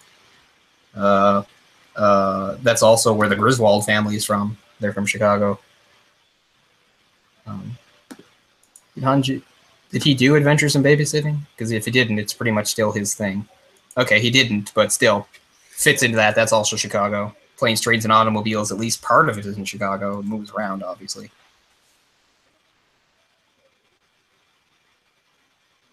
But yeah. So, I mean, nothing wrong with that. I get it. But yeah, it was an era. Oh, yeah. God, go. God, go. Yeah. I think that's always, at least from the viewpoint of sort of an outsider as a non-American, I always felt like Chicago was like the big American major city that felt like it didn't get enough respect and like wanted to be included. Like it didn't like that we're up there. It's like, damn it, we're Chicago and we matter too. It's always sort of how the vibe I've sort of gotten from people from there and things about it. It's just like, we're just as important. We're in the Midwest. That's all. Midwest is cool. Chicago. I don't know. Yeah. It's also, you know, because it's a big city, it's sort of like the gleaming light of like liberalism in the Midwest. Like, you know, if you're going to find like the more left people or liberal, like, they're probably in Chicago, you know, type thing. I'd like to visit it sometime for sure. It's kind of a difficult city though, in that like it's, say, lived there. If you didn't like have a car, you'd have to like rely on trains a lot, and distances would be really hard. Like, but I mean, sounds like a good enough place to live in, to visit. It has a lot of cool places to see. Exactly. I've never been there, but my wife goes every year with her work. Oh yeah. She just got back a few weeks ago. That's the reason why I was babysitting. Couldn't do the show a few weeks ago. Oh, okay. But, Chicago. Okay. Yeah, they saw Hamilton the last time they were there. So. Where's this one supposed to be set? This one isn't a Chicago one. I guess it doesn't really matter. I don't. Does it specifically say where it's set? Peggy Sue got married? Peggy Sue got married? I'm not sure. Well, even if it is specifically set somewhere, it doesn't evoke like any sort of particular feel. It doesn't feel like it's in a particular place, really. So I guess it doesn't matter. It just kind of feels like a city, you know, Chicago. Any town, USA type thing, which is fine. You know, it didn't need any sort of specific.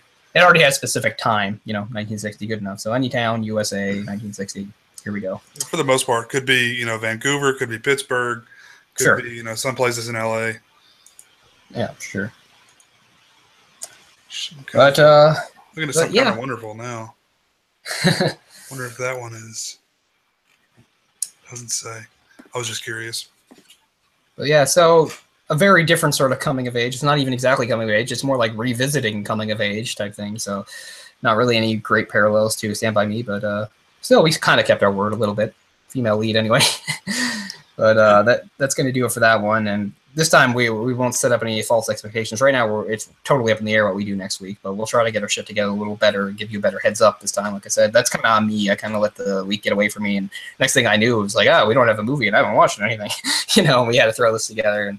But hopefully that won't happen again. So we'll let you know as the week goes on what we've settled on. We have various movies that we always have as backups and things we talked about. So we'll maybe pull from there unless one of us gets some sort of inspiration, which sometimes happens too. Sometimes we just have an epiphany where it's like, we should do this movie. So maybe we will. So we'll try to have that epiphany before, like 20 minutes before the show next week is what we're telling you. Besides that, no promises. But thanks a lot for watching, guys. I think that's going to do it.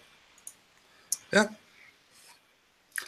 We thank you for watching, guys. As always, check out our Twitter.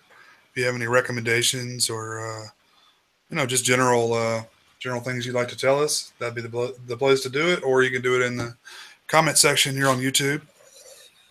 Sure. And I guess I'd be remiss if I didn't say that this week marks the new season of The Sausage Factory, of which Jay and I are both part. So you can also look for us there and some of our other friends there. So we're looking forward to the new season of that show as well. But this show will continue on as usual, concurrently. Shouldn't be any conflict there. But we'll at least some of you who are part of that audience too, we'll see you again pretty soon when we do the season premiere of that show later this week. So that to look forward to as well. All right, guys. Thanks for watching. Thanks a lot, guys. The Pocket Convention. I'm Cole. That's Jay. Have a good one. See you later.